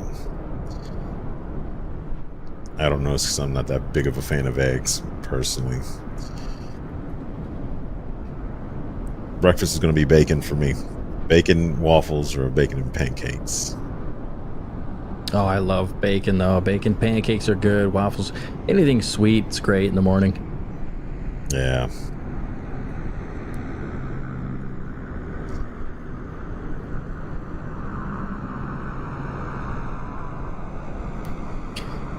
So the winners today are going to be receiving some prizes. As normally we don't give prizes away every single time, but most of the time we do secure prizes for our winners. So today the pricing is coming from FS Reborn, so excited to see what they get. Hopefully they get the TL3000. That's a great little aircraft for the flight sim. Oh, and the FSR 500 as well, which is oh shoot, I'm trying to think of it's a Piper, yeah, Piper Meridian. Man, that 152 sounds so good. They got the audio down really good. You know, yeah, hey, I mean, I love hearing it. To share something kind of interesting, I've been getting into development and things like that. We actually are slowly developing a storage for Microsoft Flight Simulator, but what do you know, we're a two-man band as well, and both of us have recently had babies or are about to have a baby as far as the other developer for our team, Third Wind Simulations. So it's going to be a little bit, but in the meantime, I am working with Echo 19 Audio, which they do a lot of great audio packs for DCS and Microsoft Flight Simulator. I'm actually working with Echo 19 Audio, and I'll be starting my first build with them here the middle of February. So I'm going to be doing some what do you call that when you're, they take you under their wing and they teach you the ropes, etc. Oh, I don't know the name of it. Apprentice, yes. So I'll be doing some apprenticeship with those guys. But it is really interesting. I've actually taken some courses on flight sim audio, and it's really cool to see how they get it in here. That's awesome. And it's totally different than you'd think. It's totally different, like how they get the different RPM ranges and stuff like that. It's pretty cool to see how they do it. And so I've actually learned how to do that recently, but I'll be getting a bigger in-depth view of that pretty soon. With some of the upcoming products for Echo 19. They've got a lot of great things coming up, and I'm happy to be a part of that team as well. Yeah, CRZ Baz from the Twitch chat says Echo 19 stuff is wizardry. Yes, definitely. I've even seen like some of the better flight sim developers that do their own sound say that kind of stuff too about Echo 19. Like those guys are just out of this world. So I've been working with them for, I don't know, probably 6 months now. And while I've taken a little bit of a step back from everything because of the baby coming, I'm going to be getting back into it at the beginning of February. We're going to be recording a plane and putting that into the flight. I can't tell you guys what it is. I wish I could, but I can't tell you guys what it is. But I think everybody would be pretty happy with it.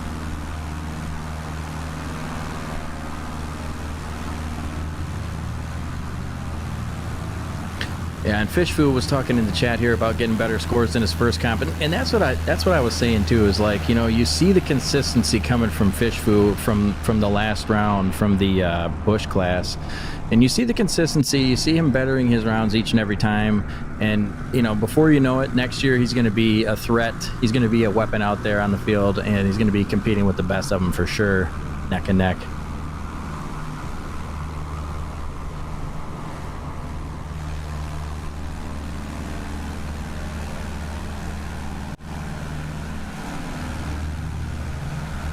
So from first to third, it looks like we have less than 40 feet separating these guys. They are on their last runs here. So it's going to be down to the wire here. A 281-foot takeoff from NorCali.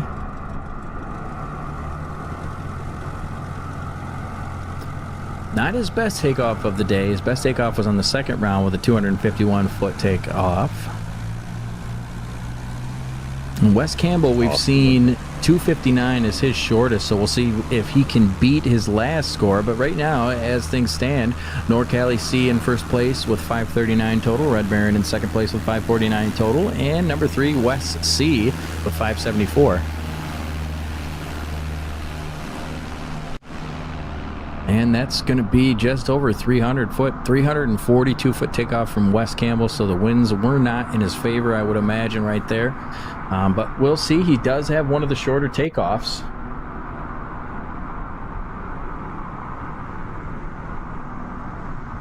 Yep, so what a great day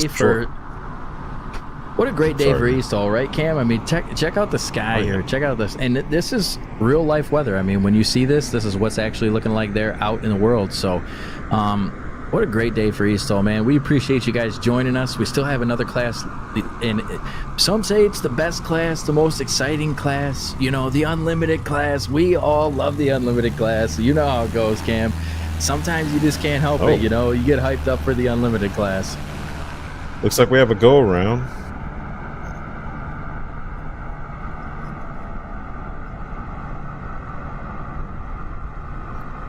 Yeah, so NorCali, or I'm sorry, Red Baron isn't going to be disqualified or anything for that go around. That is allowed. He didn't touch down.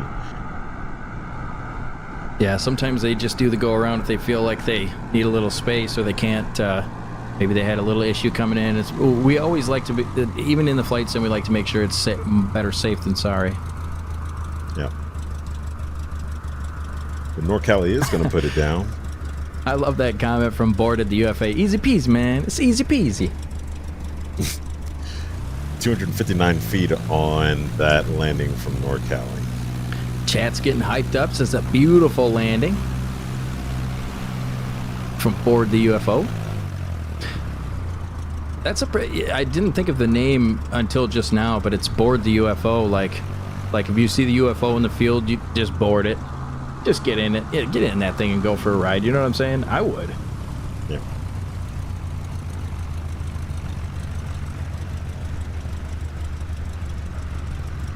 Galaxy Another saying, keep your gorgeous chin landing. up, Kitty, and you got this.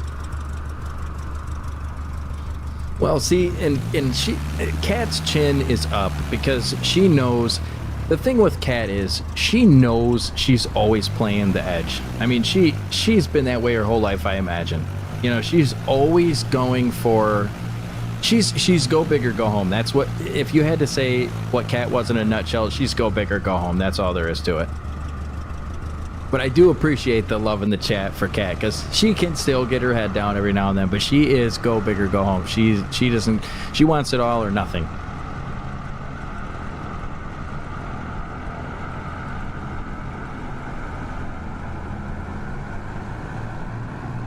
All right, awesome looking landing.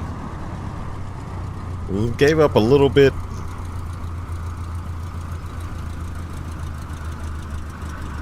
So we're gonna get a stop for West C.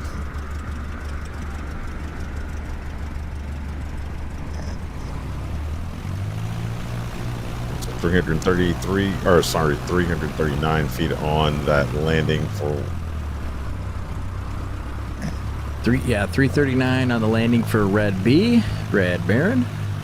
yeah, Red Baron, sorry. And I don't know. I don't think that's not going to change anything in the stats so far. It's still looking like oh, because that was a go around. That's where we got confused. Okay, that's how does that make sense? Yeah, because it was a go around. Okay, so standings for. We got. Hey, you want to take it or you want me to take Go it? ahead, Cam.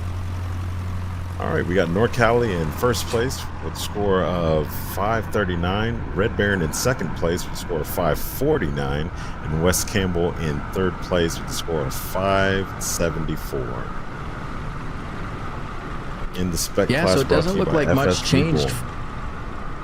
Yeah, it doesn't look like much changed from that second run. The third run kind of just. I imagine the wind probably died down some because that second run was the best one. So 40 feet separating those three, but still first, second, and third place has to be figured. And great job to NorCali on that. So we're going to go to a quick commercial. We will see you guys back here in just a second. Don't go anywhere. Unlimited class is coming up next.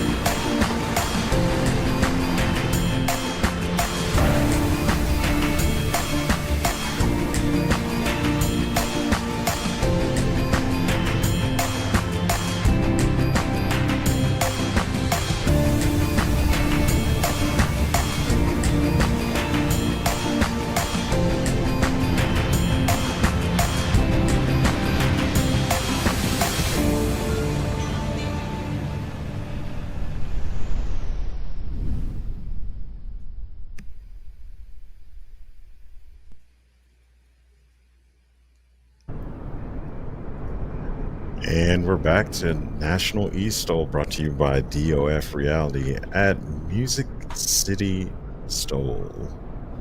And it's time for the unlimited class. Boys and girls, make sure you're sitting down because this one's going to be a banger. We've got some of the best, shortest takeoff and landing planes that you can find. So you're going to see some CH-701s, you're going to see some Savage Cubs, you're going to see some Kit Foxes. Hopefully we see all these planes that I'm mentioning. I haven't checked I haven't checked yet, but normally in this class this is what you see. So definitely going to be, this is the most intense round of the entire day, guys. What we've all been waiting for. We love all the other rounds too, but this round is my personal favorite. And it's also the biggest class. So we do have 8 people competing today. Yeah. We got Luke Carrier, number 99, and the Zenith from Waynesville, Ohio. Sarah Eggleton, 111 or 111 in the Kit Fox Series 5 from, I'm going to say, Wigan, UK. Cedric Pump and the 2022 Savage Cub from Lübeck, Germany. Christopher from Argyle, Pennsylvania, in the BBP X Cub SS, NorCali, number 22, and the Savage Carbon from California, Cat Blue Flame, number 69, in the Zenith from Great Britain, Wes Campbell, number 72, in the Kit Fox Series 5 from Wiley, Texas, and Joseph Cherry in the 2015 BBP X Cub SS from Idaho.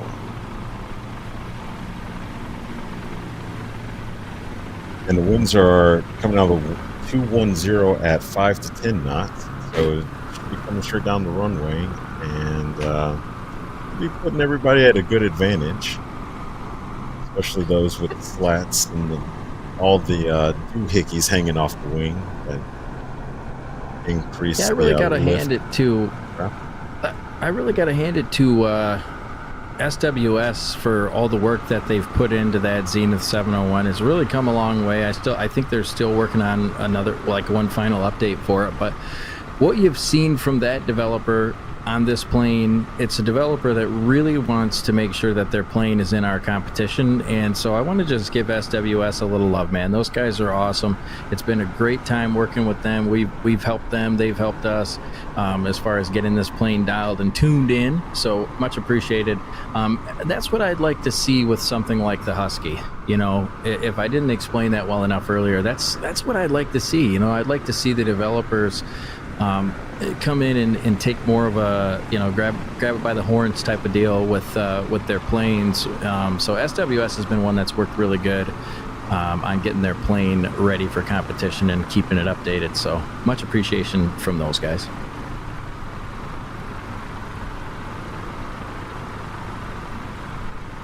And Sarah Eggleton, sorry, in the Kit Fox Series 5. I love her livery. It's awesome. I wonder if she did that herself. I wonder who did that livery.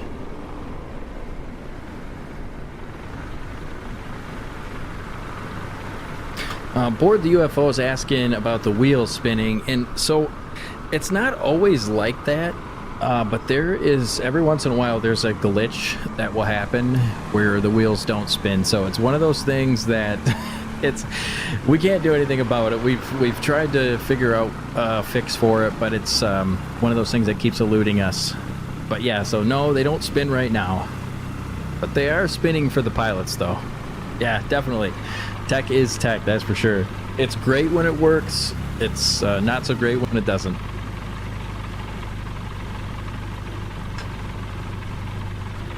Ooh, that's another nice livery. Who is Cedric this? Pump. Cedric Pump.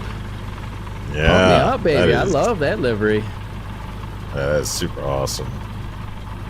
Dang, man, I'm gonna have to do it. He's got the Marlboros on the side. I might start smoking it. No, I'm joking. I love that livery though.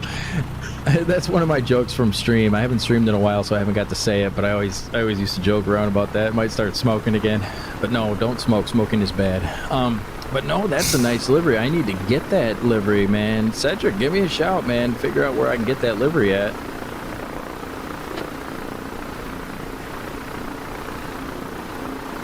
Red Baron said the 152 is a handful in a tailwheel configuration. All pilots did an outstanding job. That's right, man. Red Baron, thank you for the commentary there, buddy. You did a great job too, man.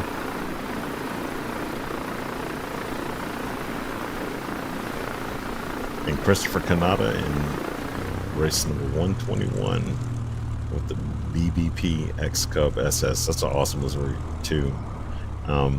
Pretty simple-ish, like with the lines and the colors, but it's not something that you normally see on a Super Cup at all.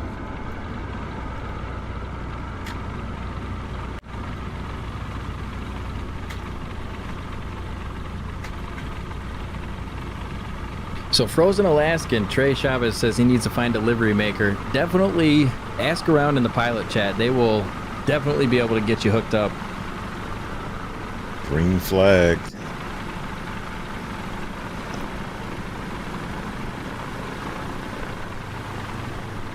And Luke Carrier's going to give us a start to our unlimited class.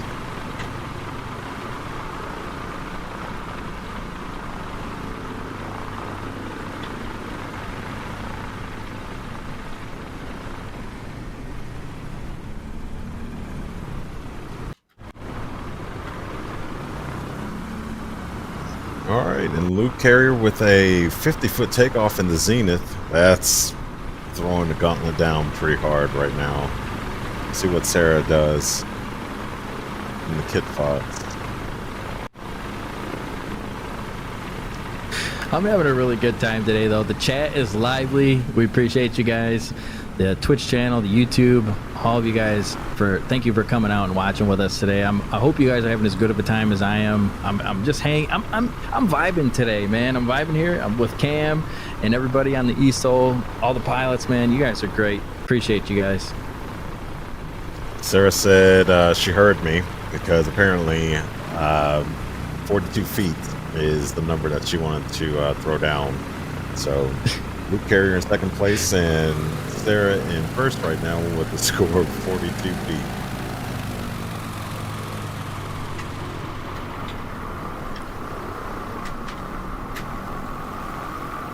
Cedric Pumper throwing down a score of 67 feet. And Galaxy Man 2 says, can't wait for regular streams to come back. Hey, it's going to be soon. It's going to be soon.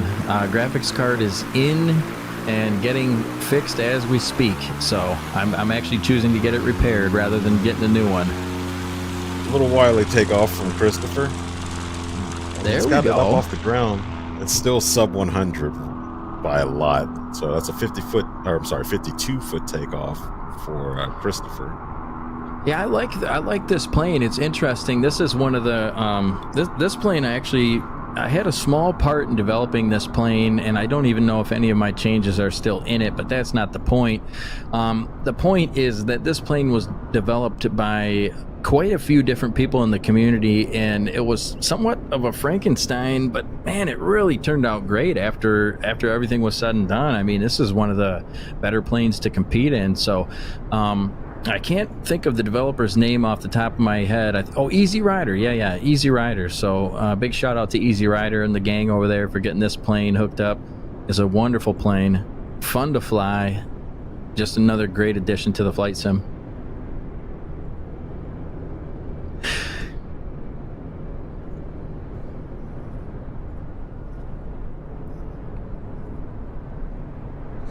And everybody's coming around in the pattern with Luke Carrier on short final. So we do have a huge announcement. Let's go Team Fox. Oh, I'm sorry. No problem, man. Foxfly Studio. I think they do the videos. Big announcement for the next competition, guys. The very next competition coming up in about 5-6 weeks. We're going to be having Av Angel. You guys know her from YouTube. She makes some of the best review videos of every single airplane you could ever think of. So make sure to check her out on YouTube. But Av Angel is going to be joining us in the booth, me and Cam, on the next broadcast. So really excited to have Av Angel here with us. You guys will know her iconic voice. Av Angel, one of the best to do it in the YouTube flight sim world. So happy to have her on board. I actually talked to her quite a bit. We just happen to be in a lot of different groups together as streamers from all kinds of different developers. So it always happens to be that her and I end up chatting, and it's always a good chat. So we thought, hey, why don't we bring her on board? And so super happy to have her on board. It's going to be interesting to hear her commentary and just to hear her iconic voice. I mean, it's very iconic when it comes to the YouTube world of flight sim. Yeah, I just watched some of her videos for the very first time, and I can see where it's going to be a fun chat on the next competition. Yeah, she's always funny. She's a staple. I mean, anytime a new plane comes out, if I don't have a chance to get it, or if I haven't had a chance to pay attention to it at all, I mean, I'm definitely going right to Av Angel to get my information. So gave up a little bit, Cedric. Cedric giving up a little bit. If he can get it on the line a little closer, that's going to be a really good stop. But unfortunately, did give up a little bit. So we now have here, to go guys, around Cam said a go around from who? Christopher Kanata. Christopher Kanata on the go around, a little bit close there. So he figured he'd go around. It's a great choice. Keep it safe. Yep. Go arounds are free, so there's not going to be any penalty to Christopher. Cedric was still on the runway, and spacing between him and Christopher was a little close, so he made the right decision and performed the go around.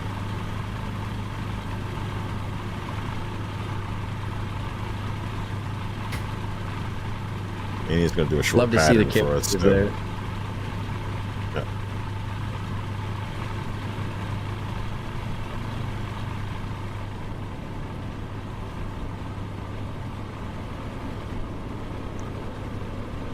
What a great shot. Yeah, it is an awesome shot.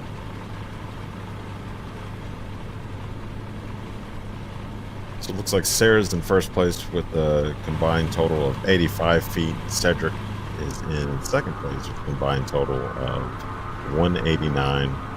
See where Christopher is going to place it. Peter says, "You rock unlimited." Hashtag only sub 20. Yeah, and he says it, and it's true, because this is where you're going to see landings and takeoffs that are out of this world. I mean, we've seen them of all lengths. We've seen 5-foot landings, 5-foot takeoffs. Obviously, the wind would have to be a little better. We're only rocking about 5 to 7 knots of wind here today, but sometimes you see the wind. Oh no! Oh no! What the? Got a nose over. How did he end up doing that? I thought he was pretty much stopped. I don't know if he. Looks good to me.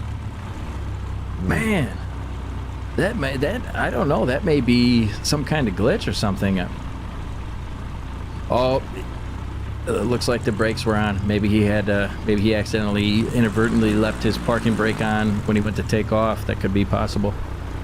Well, that means a disqualification for this whole round. So it happens to the best of us. Happens to the best of us. Board the UFO says he wants a do-over.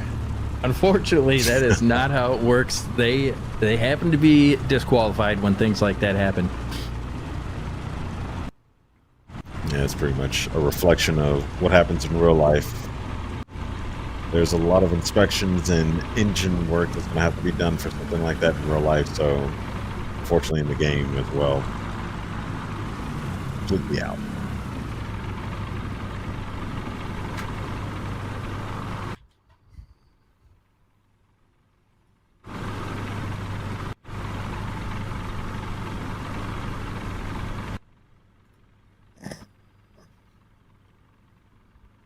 All right, we got Luke Carrier on the line.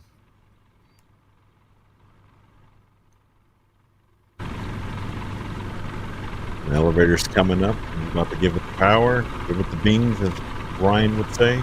And he's off. And, ooh, that is a very short takeoff. We're looking at 39 feet on that takeoff. So He's going to give Sarah a good run for her money.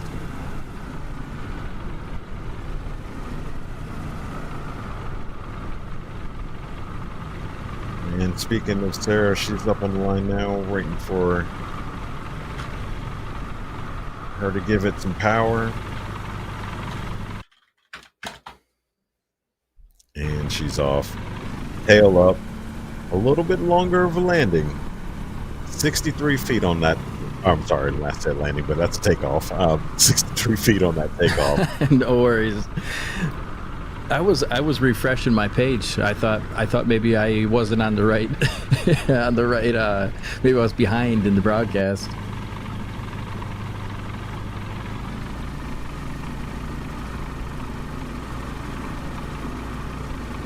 Cedric on the line now.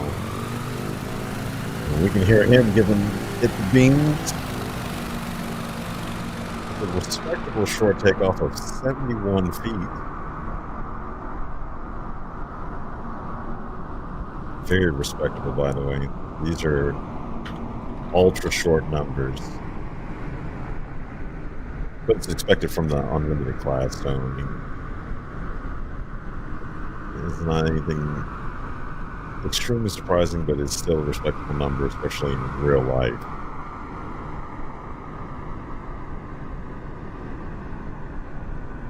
So we're going to wait for our three competitors to come back around. We're going to fly the pattern. As we see, So we do have Lexi Lexi Duncan modeled into the sim there.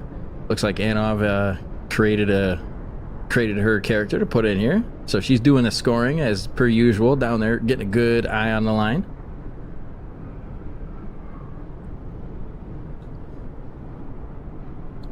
and Luke Carrier on base final.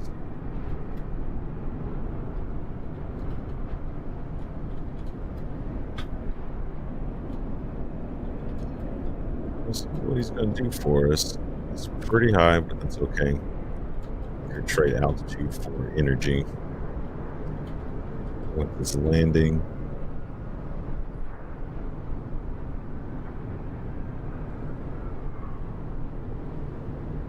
Still, and he's bringing it down.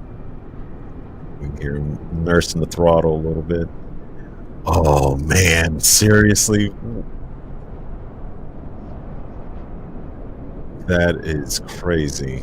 I'm going to see how short of landing that was. It's 20 feet from Luke Carrier. He just threw down the shortest numbers of the day, both in takeoff and landing. Let's see what Sarah's going to do in the Kit Fox.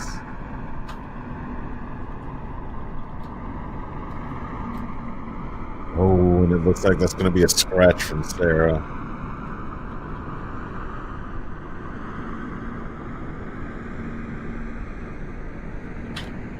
So she landed in front of the line. Is the analogy that Ryan likes to give. The whole point of this is we're at the sandbar, the gravel bar on the river, and start-finish line is the edge of the gravel bar, and prior to that is nothing but water, so she didn't drink. Man, I wanted to get out and do a little flight with everybody, but it didn't end up working out that way when we were in Louisiana. But man, I really would have loved to get on a flight with one of the guys.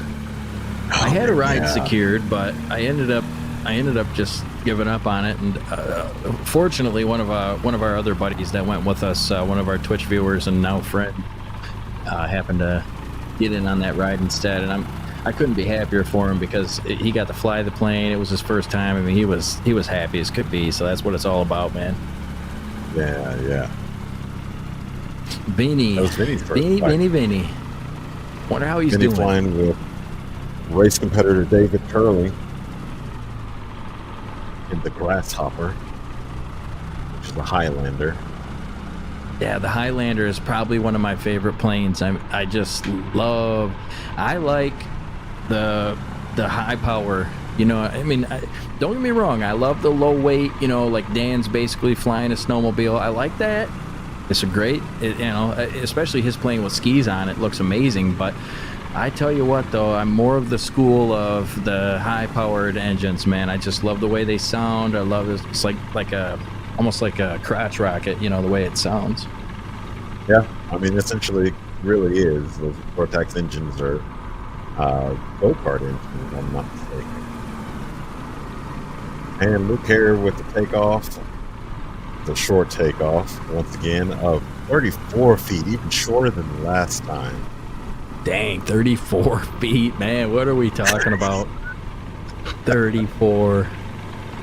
But I mean, that's in real life, those are the numbers that you see. So it seems almost comical, but those are the numbers that you see, when you got people like Steve and Dan. I mean, that's what you see.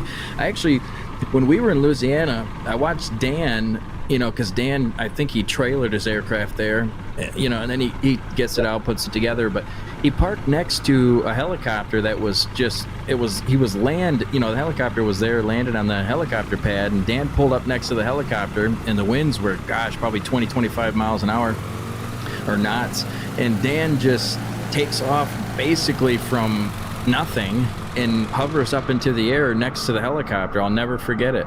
I'm thinking, this guy's flying an airplane, sit next to a helicopter that's just landed there. The helicopter was running, the blades were spinning, and Dan just pulls up next, not right next to it, but it was, from my point of view, from my line of sight, I mean, it was like he parked next to the helicopter and took off up into the air like a helicopter would. There's a reason they call it the Chinook, Yeah. And Sarah Elgleton threw down as well and said that 34 feet is cool. She did 35 feet on her last takeoff. Cedric Pump at 77 feet in the Savage Carbon. And shout out to Cedric for the Brondo sticker on the side of his aircraft. Brondo being the energy drink from the movie Idiocracy. Really? Who caught that? I did. You did? Okay, yeah. That's nice. I didn't even catch that. These guys, man, some of these pilots, I love the freedom that this gives them to be able to do whatever they want to do on their liveries and stuff. We don't really constrict them, you know what I mean? I mean, as long as they're keeping it cool, but we don't restrict them. They can do whatever they want with their liveries. And you see, speaking of that, where's Frankie at? Where's Marlboro Man? Anybody see? I haven't seen Mr. Poops. I don't think he was in the last competition either. 17 feet. I guess he's taking a little bit of a break for personal time.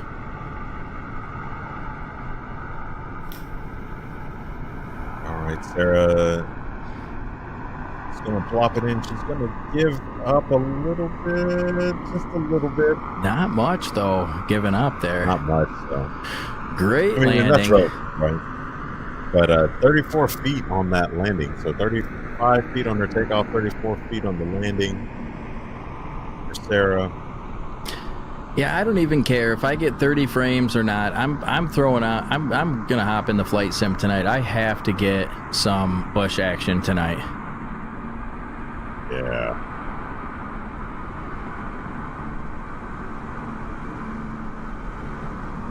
Holy cow, Luke coming from Board the UFO in the chat. Liking that landing from Luke in the CH-701. Frankie, why is Frankie on a burner account? Personal reasons. Yes, this is Frankie, he says. Frankie, we miss you, dude. Frankie Poops. I hope I get to hang out with you at FS Expo this year again. That was awesome getting to hang. Oh, yeah. Yeah, hopefully next year, if we go again, hopefully I won't be running around like a chicken with my head cut off until 3 in the morning, and I'll get to actually have a few drinks with everybody. I did, but not to the extent I wanted to, really. But NorCali and I ended up getting a little bit of one-on-one time, hanging out. We were just gambling just to get the drinks for tips or whatever, We had a great time. All right. So Okay, guys, so that is end of Heat 1. one. We're going to wrap it up for Heat 1. Luke C. with a total of 51. Sarah Eggleton with a total of 69. Cedric P. with a total of 189. We did have one person disqualified. The nose over, that was Christopher Canada. And so that wraps it up for Heat 1. We're going to go straight into Heat 2. No commercial break, although we do want to give a little bit of a shout out to our sponsor in DOF Reality. Guys, make sure to check out dofreality.com. The best price flight sim unit you can get, man. Full motion, check it out. I am still saving up for one, but I will get one soon. And we've got ADK there, monitoring the chat, checking out what's going on, watching the pilots, making sure everybody's falling in line perfectly. And Behind the scenes, man, ADK is a big help for this, for the eSTOL, man. He's a big help behind the scenes. That guy freaking does a lot for eSTOL, so big shout out to ADK, man. Yeah. One of the home. Sure. Hey, everybody, how's it going? Live here from Music City eSTOL. So what do you guys think of the competition today? Who are we going to see pull off the win in the next heat? We got NorCali, we got Cat Blue Flames. Those are names that everybody knows. Wes Campbell and Joseph Sherry. Who is going to win? Let's get it in the chat, guys. Who is going to take home the win for the second heat? And then overall, who do you guys think is going to win? Luke Carrier's looking hot. I'm just going to say it.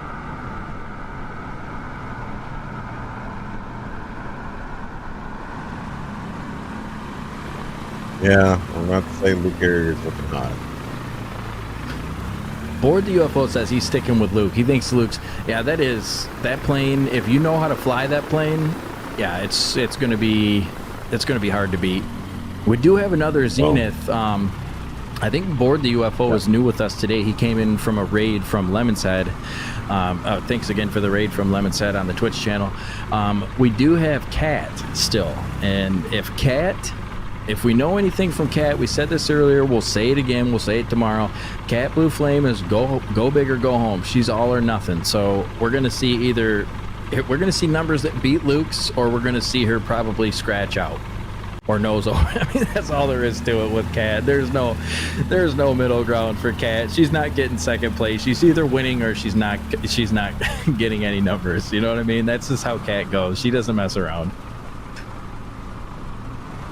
And as you can see, her pink and silver and black livery, another great livery with all her winnings on the side, all the competitions in her little English, little tout to the English flag there. Beautiful. I think that's new on her wingtips there.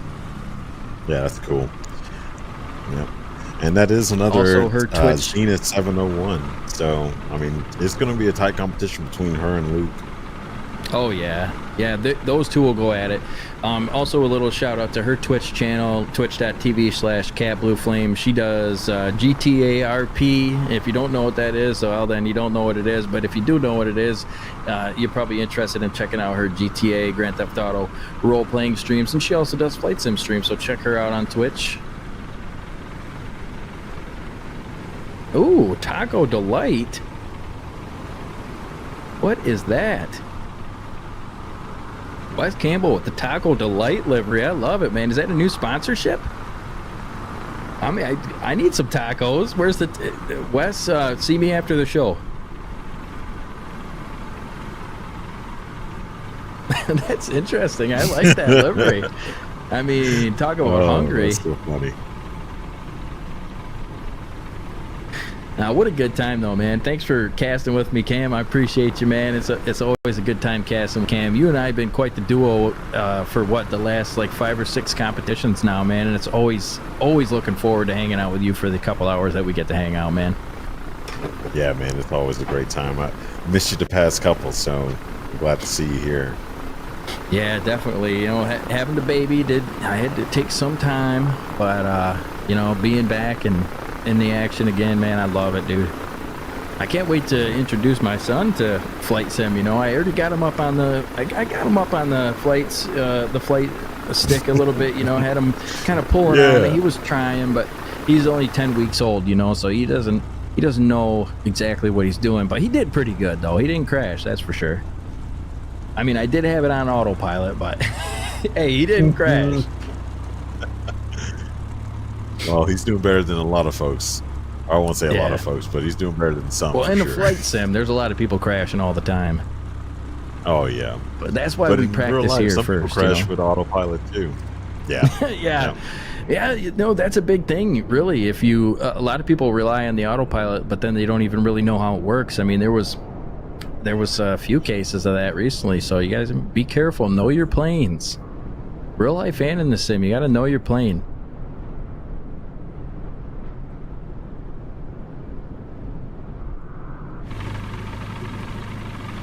Board the UFO says he's digging Norcali's planes. He likes that one quite a bit. He might be jumping. I don't know if he's going to be jumping ship. He said he's sticking with Luke. He's a man of his word. I think he's going to stick with Luke, but he is liking that Norcali livery. I think, you know, Norcali's had that livery for a long time. Cat made that, geez, like way back when we first started doing eSTOL, like, what, a year and a half ago or something? I think Cat made that livery, and Norcali's stuck with it ever since, so... And we do have a green flag from Race Control, so we're going to see the next heat. These four, Norcali, Cat Blue Flame, Wes Campbell, and Joseph Sherry, going at it. They're all trying to beat Luke Carrier's very, very low number of 51. So we'll see if any of these guys can make a move on that board you're seeing there to your left hand here at Music City eSTOL, brought to you by DOF Reality, DOFreality.com. UT Boat says KXNX is my home airport where I got my PPL. This is awesome. Hey, that is super cool to see that. That's cool. How long ago did you get your PPL? How long have you had your PPL? That's really cool. I want to get mine too. I need to get mine. I think I'll stick with the one before that though. I won't go medical. Oh, Cat. Awesome takeoff. That was so short I didn't even see it. What was it? 45. Looks like it's 45. 45 foot. Not the best of the day, but darn near the best of out of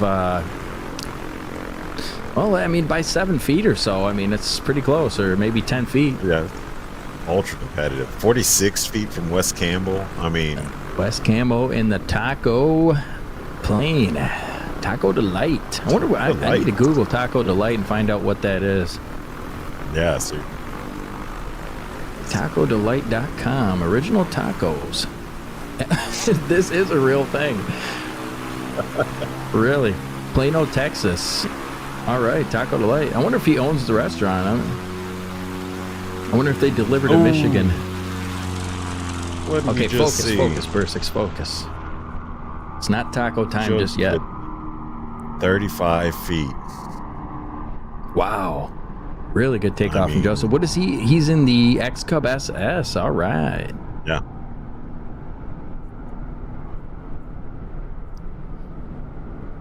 Oh, yeah. Look how happy Sherry's plane looks. Is super happy when you get a 35-foot takeoff. I mean, what can you do? Yeah. We got winds straight down the runway. I wonder how. It does get... Oh, sorry, Cam. Oh, no, you're good. No, it does look like a smiley face from the front, definitely. Yeah, it's got the little eyes, you know. About a year ago, says UT Boat that he that he got his PPL, or they got their PPL. That's awesome, man. Congrats on that. I hope you're enjoying the aviation life. This airport is handcrafted. You can actually get this airport right in the Microsoft 2020 store. It's available for $4.99 from Anov FS. If you just search in KXNX, you can pick up this airport. It'll have the STOL course and everything right on it, and it is meticulously crafted up to the sign in the front, and everything is all handcrafted and hand done. So check it out. It's only $4.99, and it will support eSTOL and all the pilots and everybody to keep us going. So check that out. All right. Oh, and a scratch.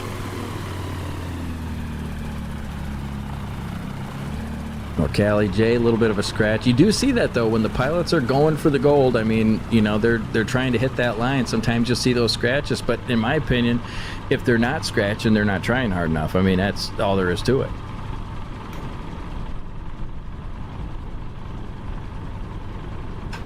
Yeah, so a scratch happens when they land on or just before the line. And so when they land on or just before the line, it will take away their chance. That round doesn't count.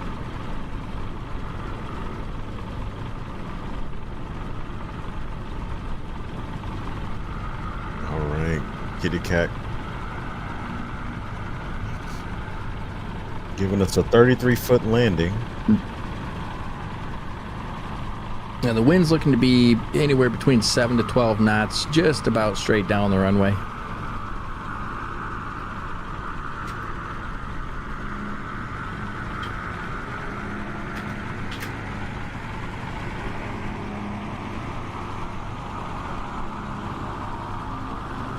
And we have another scratch. That's going to be from West Campbell in the Taco Delight Kit Fox. And we do want to say welcome in to all the new viewers over on the YouTube and on the Twitch. We really appreciate you guys. You're what keep us going. Love to see all the chats, all the hype for all the different pilots. Everybody's got their favorite, but only one can win in the unlimited class. We do have 8 people duking it out. Of course, Christopher did get disqualified, so really it's only 7. But right now, in first place, we have Luke Carrier with a 51-foot total. We have Sarah Eggleton with a 69-foot total. Cat B with a 78-foot total. And then Cedric Pump coming in with a 174. Cedric Pump's got quite the livery on his plane. And I don't think we'll see it again because he's already done his rounds. But flying out of Germany, Cedric Pump. And I love the name, man. It reminds me of back before I got married when I used to go to the gym. You know, I get a good pump. But ever since I got married, you know, I just don't... I don't go to the gym as much anymore, man. Yeah, we got to be gym rats together, man. I'm a personal trainer. Love to. You used to go to the gym. You actually do training right now, Cam? I'm not practicing right now, but I am a certified personal trainer. Oh, that's cool, man. Yeah, dude, we got to get a pump in. Yeah, We'll do it. We'll get a pump in honor of Cedric Pump. and Brondo. Yeah, it has Brondo. electrolytes. Cat in a hurry to get back in and land short, that's for sure. With a 51-foot takeoff, that's her second best of the day. Coming just short of her 45-foot takeoff. Well, just longer of her 45-foot takeoff. Wes Campbell, number 72 in the Taco Delight. If you're in or near Plano, Texas, I think it was Plano, Texas, Taco Delight may be the Taco Delight for you. Dude, it's been so long. I actually have been to a Taco Delight. I've never even heard of it until today. I completely forgot of it. Well, that's what I like about... Oh, go ahead. I was just going to say, that's what I like about the aviation, the mix here with, like, gaming and aviation is that, like, I guess even in the world competitions, everyone from all over the place, but it's just, like, to me, the most interesting thing about the world is the fact that there's all these different things you can do in the world, you know, and traveling and etc. So, like, just the fact that there's a Taco Delight out there waiting for me to someday stop in and take a, you know, grab a bite to eat, you know, I'm excited, man.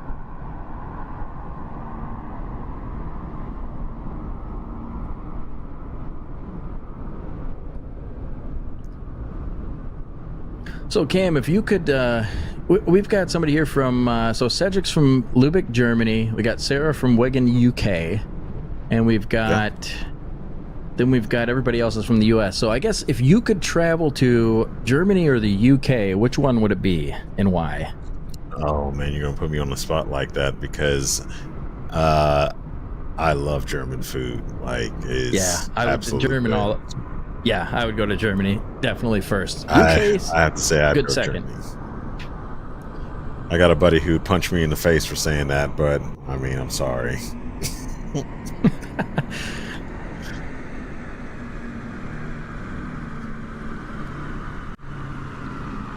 I mean, there is some pretty cool places in the UK, though. I mean, if you got a chance, if you do have the flight simulator, check out like. Oh no! Oh no, we do have a little bit of departure of the runway here. Yeah, so that should be a DQ for the round, or I mean, just for that run. But it might, it might be just for that run. Yeah, it should be just for that run, but we should still have a number, and they're going to measure from the furthest axle forward, or the. Trying to think of the name of the mountains. There's some mountains in the UK that are super, super beautiful, man. I'm trying to think of the name of it though. They're on the west coast of the UK. I wish I could think of the name of them.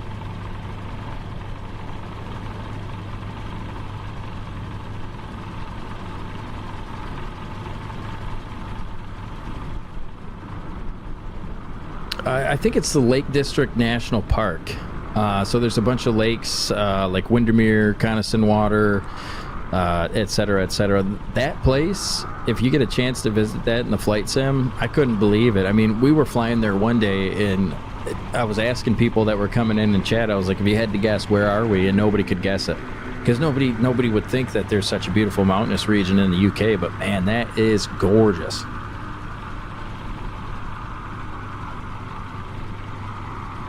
Aboard the UFO says he'd want to go to Big Ben or the Eye in the UK. Neither place have I checked out, but I will have to check them out. That's the cool thing about the flight sim, man. You get a little thought like, hey, I want to see what this looks like, you know, just go check it out.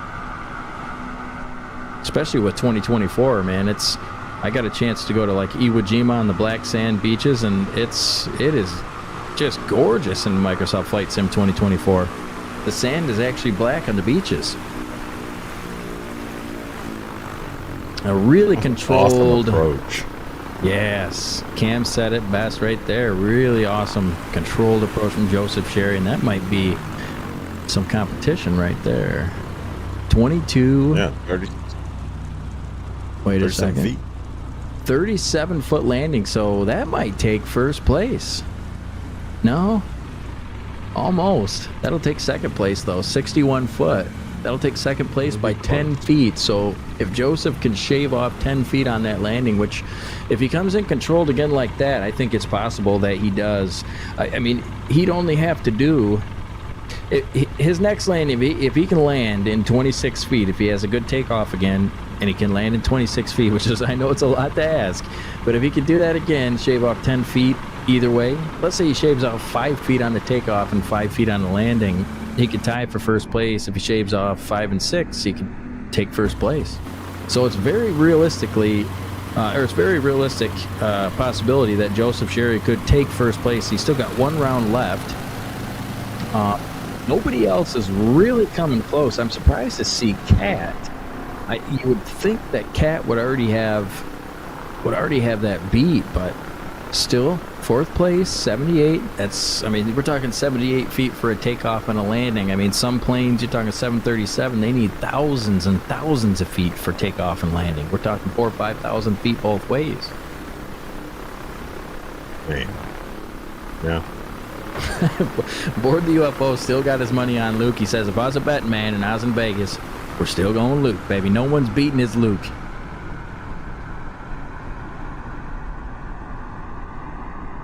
Nice camera view right there. Love. Gotta give love to the drone operators. Sometimes I forget about those guys. They're so humble, but drone operators really kicking a lot of butt here on the operations of those drones. They do such a good job, man. They give us all the best views. So shout out to those guys. Love seeing that tail come up. Just the power in that plane, you know. I think that's a 916 IS in that plane. The Kip Fox.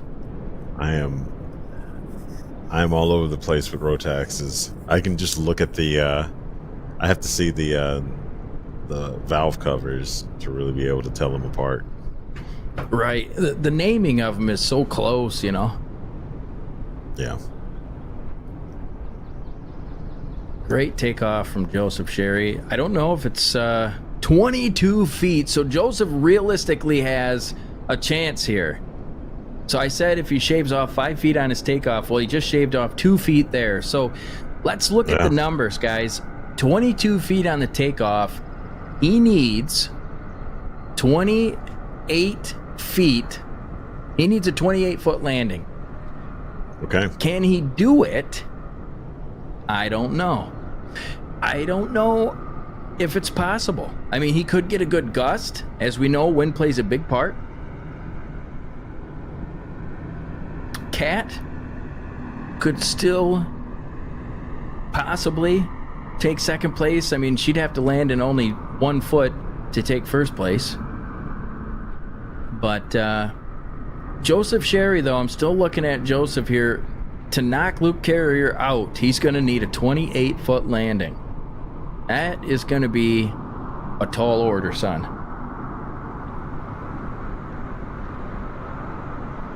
But everybody's so close here. I mean, if you look at this, from first to fifth place, you're only looking at 34 feet difference. I mean, that is as close as can be, guys. That's neck and neck.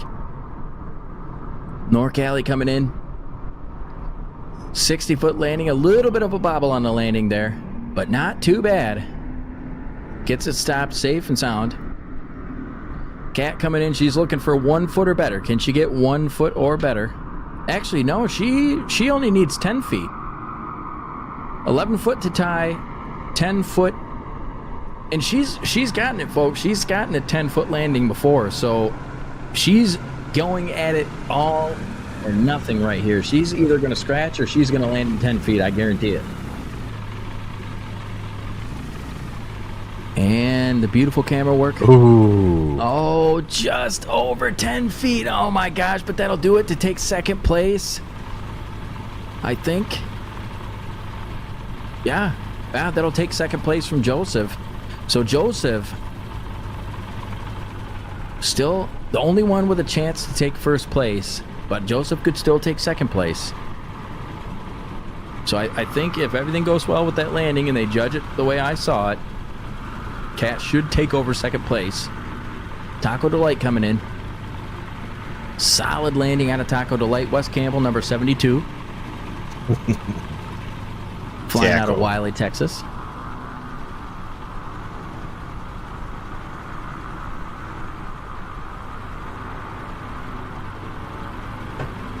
So they did judge it as a 31-foot landing for Cat, so it wouldn't be enough to take over second place. It looks like she's going to stay with the 71-foot in fourth place. Now here is the moment, guys. Holding it off the ground. Joseph Sherry, very, very close. He's riding the edge here, guys. His heart is beating like you wouldn't believe. He may have just taken first place. That looks, as long as he didn't scratch,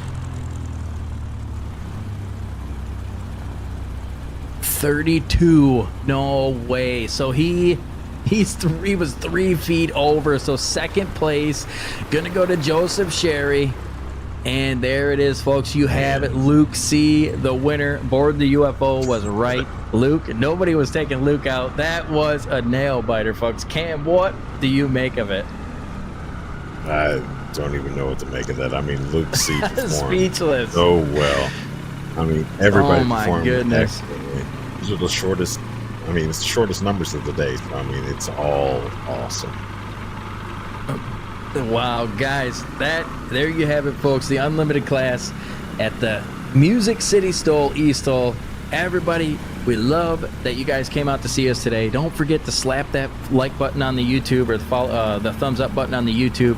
And don't forget, we do have another competition coming in about 5 or 6 weeks here. All the information on the next competition will be at nationalstol.com/chat. So everybody, fans, pilots alike, join up on the Discord and get all the information. But for now, Luke Carrier in a first place with a 51-foot.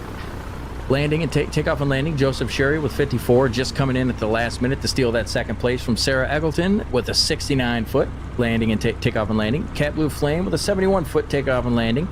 Wes Campbell, 85-foot, and NorCali J rounding out the pack in 6th place with a 97-foot takeoff and landing. So, don't forget, guys, Ab Angel's going to be casting with us on our next competition. So if you want to see that, make sure to come on out. Oh, I almost forgot Cedric Pump out of Germany with that 174. So guys, really good time hanging out with you guys. I am so happy we got to hang out today, Cam, and watch all these competitions here. Yeah. The Unlimited class never leaves us hanging. I'm smiling ear to ear, man. I just can't believe that Joseph, he was so close. He was so close. I mean, first competition, scored 2nd place. I mean, that's awesome. That was his first? Wow. Yeah. Yeah. What do you do?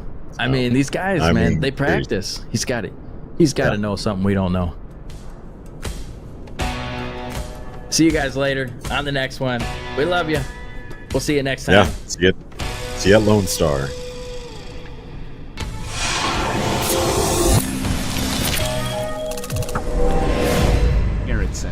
Takeoff and landing competitions are simple. We have the pilots here competing in separate classes to get the lowest score possible.